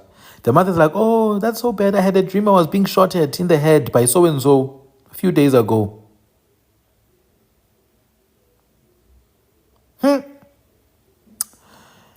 You know, Takani, people can go into your grandmother's grave. If your grandmother is no longer alive, they can go into your grandmother's grave, take some soil there and manipulate it. So the mother of the child is like, I had a dream someone was shooting me in the head. And I'm like, oh no, almost. That means they're gonna get you in your most prized thing. Because ukubethwa enhloko is symbolic. It shows they're gonna get you where it matters most. You see? It's true, Shobel Kul, it happens. It happens. Anyway, this child now, I visit this child because I hear that this child is not well. She's in grade 10. I hear this child is not well, so I visit. When I know it's a very smart child, by the way, very smart. And they do this to these smart kids at school. Some of them, they start drinking heavily. They don't know why. Some of them, they have a headache that doesn't stop. The doctor says it's meningitis. Tina, we know it is not meningitis. Stop giving your book away. Just because you are good at maths, people are like, can I see your book? How did you solve it? No, Baba, because the next time you read that book, you are receiving something through your eyes. Some people, but a Bali exam, they see a 3, but it's an 8. And, hey, there was this fly that doesn't go away. Maramina, I knew already, good, it's not a real fly. I was laughing as this fly is, it only flies next to me, most. It doesn't fly next to other people. This fly is only flying, and at that time, I'm the top student, Baba. I don't play. I'm like, hey, they're sending their drones now. Anyway, I asked this child, Ntombazana, what are you experiencing? This child is like, no, I was going to school this one time. And then I saw this rain, there's a rain that started, a big rain, and the big dark cloud came. And I'm like, but it did not rain though. So she saw rain, but it's only her who saw the rain. Yabo. So they were preparing ukumthwebula umntwana. Wabona imvula, kodwa ibingekho imvula. Yabo. So bayakwazi udlala ngezulu kanjalo. Now this child, as I'm talking to her, she's literally in bed. It's hot outside. She's covered in blankets. The room, all the curtains are closed. I'm asking, why are you covered in blankets during the day? Why are the windows closed? For the first time, she's like, oh no, when I open this window, I see these 3 people, so and so and so, and they are calling me. And as they keep on calling me, my body starts to rise. It starts rising out of bed, and like I can't control it. Then I knew at least what was happening. Then I told the mother what was happening. So obviously they found a way. But tell you what, that child ended up dropping out of school. Literally. That child, literally ended up dropping out of school. All I'm gonna say, just be careful of your children. Don't think things are gonna start when they're in matric. Things start when they're in grade 1 and they're eating another child's sandwich at school. When they get sweets from people they don't know at school, trust me, you will deal with that when she's 16 and she starts hearing voices. That sandwich she ate in grade 1 and grade 2, you will deal with it when she's in matric and she has an unending headache. Oh no, it's allergy. Hey! Uhlisiwe lo mntwana. So indaba ke zokuthwebula zisebenza differently. There are others that work, they need someone to be unalived. There are others that work umuntu esaphila. Umbono wami ufe ehleli esaphila, yabo. Ufe ehleli. This is why we always have to differentiate between igqirha negqwirha. Because igqirha uses herbs and knowledge of herbs for goodness. And there are people who use it for bad things. And then there's people who are not gqirha. Abantu abangengomangoma, people who are inyanga or inyangi, iqhwele. These people are dangerous. Because you can pay them. And I have first-hand experience of this one. These ones I have first-hand experience. They get paid to take you out. I will tell you my story someday. But all I can say is that if you go to the Western Cape Education Department and search for 2014, you search for physics results, you'll see me there. I'm number 2 there, 99% for physics. Those were my final results. For physical science, my first paper, physics, 100%. Second paper, 99. Biology, metric, final exam, 94%. Mathematics, 92%. Anyway, there was a man who once came to me. I think he's still alive, this one. I was still a school kid. Years ago. He came to me. He's like, Endot, come here. I want to help you. Call your mother there. I call my mother. And then he starts talking. Not him, something inside of him. He starts talking. And then we start working together. Over time, I realized, no man, someone that I know very well, has paid off this guy to deal with me. This guy has been paid to take me out, this bastard. And he said yes. But he underestimated me. He doesn't know that mine is in the blood. It's not in clothing. I don't have to dress up to show you who I am. It's in the blood, Baba. You mess with me, you mess with something bigger. Anyway, so this one time, he wants to give me something called isipondo, a massive one that I've never seen before. And this time we're approaching matric exams. This guy called me, he's like, Endot, I will give you isipondo. A big isipondo. Hey, I go to collect, I find him with his woman. Amara, this is pond of his, man. He looks at me weird. He's like, okay, look, come back later. It's like he still needs to add some other things. I came back later, he gave it to me. But you know what? I know how to read body language. I realized something was off with this guy. I take this thing he gave me, I don't wear it. I hang it up on my head as I'm about to sleep. Ispondo traditionally is upondo, like a horn of an animal that is infused with concoctions and potions that are meant to protect umtu. Today people use bottles and stuff, but traditionally it used to be like a horn, so it's called ispondo. This guy gives me this pondo, I hang it upon my head, and I was still a teenager this time. I did not sleep that night. He dealt with me. Like, I realized that this bastard is bought, but I was smart enough to wake up in the morning and throw that thing away. And kept quiet. I told him I still have it. Now we are moving towards the time that it's supposed to actually work. He calls me, like, do you still have your thing? I'm like, yes, I have it. And then we write matric exams, we are done. Next year, matric results are going to come out. Do you know what that guy did?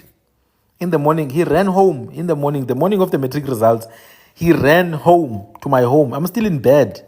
This is a true story, guys.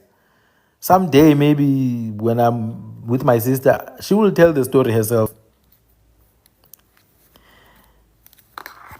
He ran home to tell them to stop me because Uti he had a vision that I had failed my matric and that I was going to unalive myself. People must stop me. And I laughed because I already saw it coming.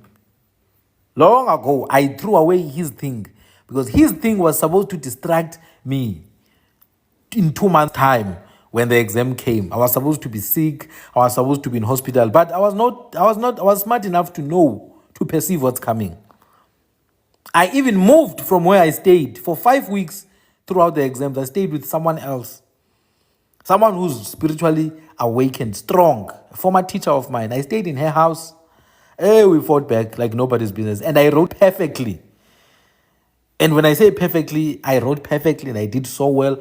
When he came to tell the parents that, he's afraid that I'm going to do something, I laughed. And I'm in the house, but I'm acting like I'm not there. And then my sister just went to take my matric certificate. I was busy with other things. And the results came back very well. All I'm saying is that sometimes these people who are traditional healers and what?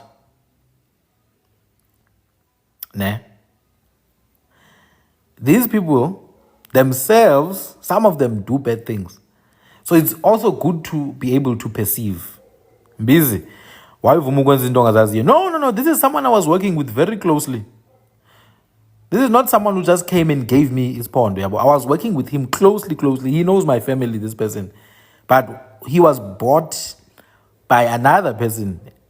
Umdomdala, actually. Oh, yes. He regretted it. But what triggered the whole thing, What triggered the whole thing is an interview that I did when I was in high school. I was part of a program known as To+know+and+to+see. People who are into these maths and science things would know about that program. So that program had brought over ETV. So I was interviewed by ETV and I appeared on TV. So I think some people went crazy because of that. Hey, they were like, let's take this bastard out now. He's too much. Anyway, I digress.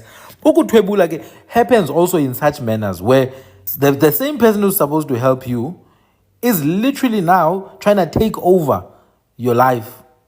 They look at how gifted you are. And by gifted, I don't mean just spiritually. I mean in anything. If you are a highly intelligent person, you are gifted. If you are so good at music, you are gifted. If you are so good at crafting, you are gifted. Yabo. You are gifted. And people see that and they try. But that it's there to work against you. Yabo. That's why we must always seek purity above it all, guys. We must seek purity. I get it why people don't like these Sangoma people. I get it, ne? But fortunately for me, I was raised in a traditional family. I saw the purity side of it. I saw that if people follow the right traditional beliefs, it can be pure and clean. That's why when we go to imisebenzi yesintu like umkhosi kweshwama, girls go around naked, but we don't sexualize those girls because we see purity when we see them. So we have to be pure, guys. And if you know you are not a pure person, you are sick. If uyazazi ungcolile ngaphakathi, maybe stick with your people. Don't come to us. Because when we fight, we don't stop. We fight forever. You're not going to come into someone's life and take their gift away and try to destroy their life. They have every right to defend themselves with everything they have. And that's the thing with evil people. They come into people's lives. Oh, this marriage is so good. Let's take it out. Oh, this boy is so smart at school. Let's take him out. How many people's children are educated with multiple degrees? They can't do anything with it because impilo zabo ziphakathi kuselwa. Entire families, 10 names inside uselwa is hanging somewhere in a river.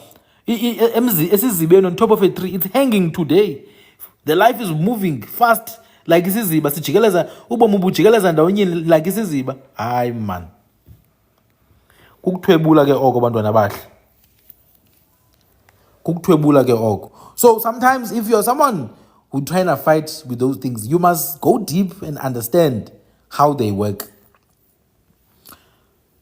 You must go deep and understand how they work. Someday I will talk about imbuzi, ibhogo, yokulahlisa. I will talk about it someday because there's another thing about going around taking stray things. Things you pick up on the ground. You see a nice watch, you take it. You see nice earrings, you take them. You see a dog, a poor puppy. And I love dogs. I love them so much. But in our family, we've also lost a dog. And it was not normal. Even cats, Baba. Even cats. There's a cat called Impaka. People from iMpundulu know it very well. Impaka and iMpundulu are associated with being used in a particular manner. Yes. Ukuthwebula is very broad, and it happens daily. Guys, I think I'm going to pass on this. We'll talk about it some other time. I think I'm going to pass on the part of Ukuthwebula. Now, to go back now to the subject I was discussing. Things like iMpundulu, we must understand them. Things like iChanti, we must understand them because these are shapeshifters.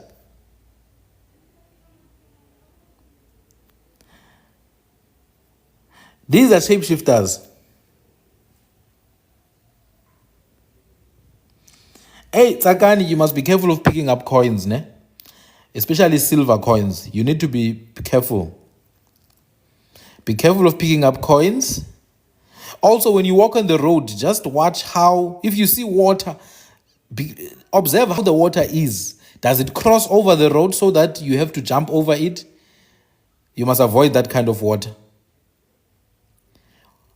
You must avoid that kind of water. You see water you see coins that are lying around. Do not take. You see a watch, a wallet. Do not take. You see what Symbolism is saying? Rich guys who makes it rain on you. My goodness, these young ladies from our country, man, it's so sad, actually. It's so sad. Ufudo. Ufudo, mina, I know only good things about Ufudo. I know only good things. Firstly, I know Ufudo is very strong and powerful. It's an ancient creature, that one. It doesn't die easily. Ufudo is very strong and powerful. I've had it at home twice. Purely for, we didn't do anything with Ufudo. It was just there as a pet. But it's good. Because Ufudo liyahubuluza phansi. It senses. If in your vicinity kunabantu abanezinto ezihamba phansi eningaziboniyo nina, Ufudo counteracts those things. But also Ufudo, some people bayalupheka ke and drink its gravy. I'm not saying people must do it. I've never done it myself. Some people bayalupheka and eat its gravy. Apparently it's good for certain things. Abanye abantu ke bathwala ngalo, but I've only known it for good things. Personally, I'm not gonna lie. I've seen both Ufudo lwentaba no Ufudo lwamanzi. I've seen both of them and I love them so much. We even had a small one. Hey, Mara, my father was scared of that thing. He threw it away when no one was looking. Hey, we saw there in the distance something laying on its back with little feet on the ground, on the like high. The little feet are like, I'm like, hi, he threw it away. I think he was scared of it. Ufudo lulungile, guys. I like Ufudo, Mnashem. I will have it any day. Even a turtle. Both tortoise and the turtle, I will have them any day. Tortoise and the turtle. Because I've had experiences with both of them. Yabo. And yeah, people steal it. If you're not careful, people will steal it. We had two. One was taken by Isangoma Sasamampondweni. We had a good relationship with them. She asked for it, they took it. Another one was stolen. I'm not scared of it. I like it. I love animals. I've had cats, I've had dogs, I've had Ufudo. I even want birds, yabo. Like, it's good to have animals because animals They communicate. They have a way of communicating. You must have certain kinds of birds around, etc. So once I'm in a much more secure place, environment, I'll even get birds as well. Mara snakes, yeah, I am scared of them. Same. I'm scared of snakes. Shobel cool, Kasumela. Hi, bayeke, mntwana omhle, bayeke. So my people, one last thing I wanted to say, because I'm gonna drop now. I have 5 minutes left. One last thing. These things, they can change into people. They can change into very beautiful girls and very beautiful men. They can also change into jewelry. Yeah, boy. Like, you must also see the situation, man. You can't just walk and see a nice cup with a golden coating and think it's a cup. Ayini, guys. Nizawugula, guys. And I know we live in an age of westernization where yonkindo we must reason it with Western way of thought, school of thought. We can't reason everything with Western school of thought. It's just a cup. No, it's not just a cup. Lichanti. And uzawuthola ichanti lo muntu alilahlayo. Lizawuhamba nawe baba. Every marriage you try will fail. Every child you try to conceive is not going to make it. Because kunechandi that is claiming you. You are already married by taking these things you don't know. You pick them on the ground. You are married already, baba. Any man who tries to make any relationship with you somehow finds himself losing the job. The business is falling apart. But once that man leaves you, his things work perfectly. And I know someone who's exactly like that.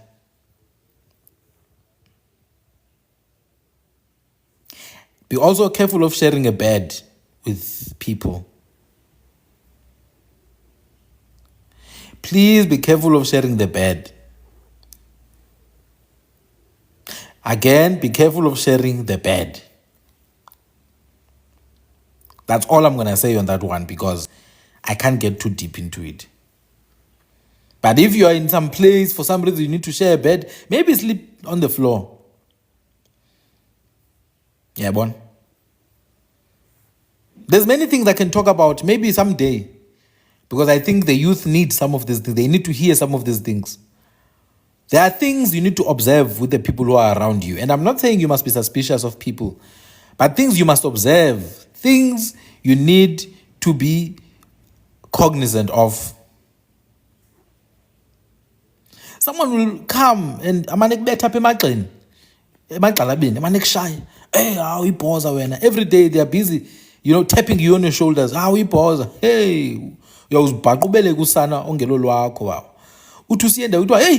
hey, you are the one who did something wrong here. Everything is your fault, kanti ubeleka inkawu.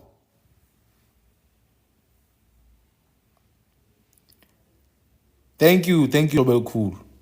Kanti ubeleka inkawu. Whoa. My people, please, you can find this live on Sandile Tugan on YouTube. Please subscribe and watch the other lives that are there. These lives are just for educational purposes. I'm not a preacher, I'm not a pastor, I'm not a prophet, I'm not any of those things. I'm just a human being on planet Earth. And that's all that needs to be known. Sandile ke lona uhlathi. Uhlathela ingothiwa selelivutha. Lothiwa ngabaninilo. Kuba kaloku imfene zibaninilo. Ndingumfene mna. Omfene azimabutho xa ahlukana xa kutshona ilanga. Ndingundlazana mna, ndinguncagala. Ndisisandlalanca. Ndingumabona wabulawe njengomthakathi. Singabantu abatheuka ngobulembu entabeni. Singabantu abancola izandla ngomhluzi amanzi ekhona. Sithi abapheka iphemphem ngengxawana. Sithi abapheka iqhakuba ngengxawana. Ndingumfene mazabiwe zabelwa abafokazi. Ndinguzaba, ndingumalukazi, ndinguluncu, ndingumwandla. Umandu afikela uhlangeni. Ndizalwa ke intokazi yangapha emanzothweni. Izihlobo zikaKhawuta, izihlobo zikaGcaleka. Unyelenzi, uMaphango. Ungqale, ungqange ngqanqasini, uGxuxa, uXhamu. Nguwele. Lihobe phambili, impunzi ngasemva, ngumtya nethunga kwasemanzothweni. Oyini bafazi bentsikizi nentsholo niyayiphazama niyithabatha isidoda ingoma ehlatyelwa isifazi. ndibiza untsibankulu kayuthu, untaba kahili, ngusixa somile zwazintshaba, umgwadela, umgqwetho, iinkomo zikambiko, zikamancamo, zikamlawu. Kamagwini, I will see you guys in another live. Yes, Hlathi means a veld or a wilderness. We are the people of the bush. We are the people of the mountains. Guys, I'm gonna have another live that I've scheduled for Wednesday. Please come ready because we're gonna go even deeper on Wednesday. And then on the 1st of July, it's my birthday. I'm gonna have a live. It's gonna be two-part. The first part and then another part. It's my birthday, so please prepare those gifts. And then I will see you guys some other time. Thank you so much. Bye-bye. Cheers.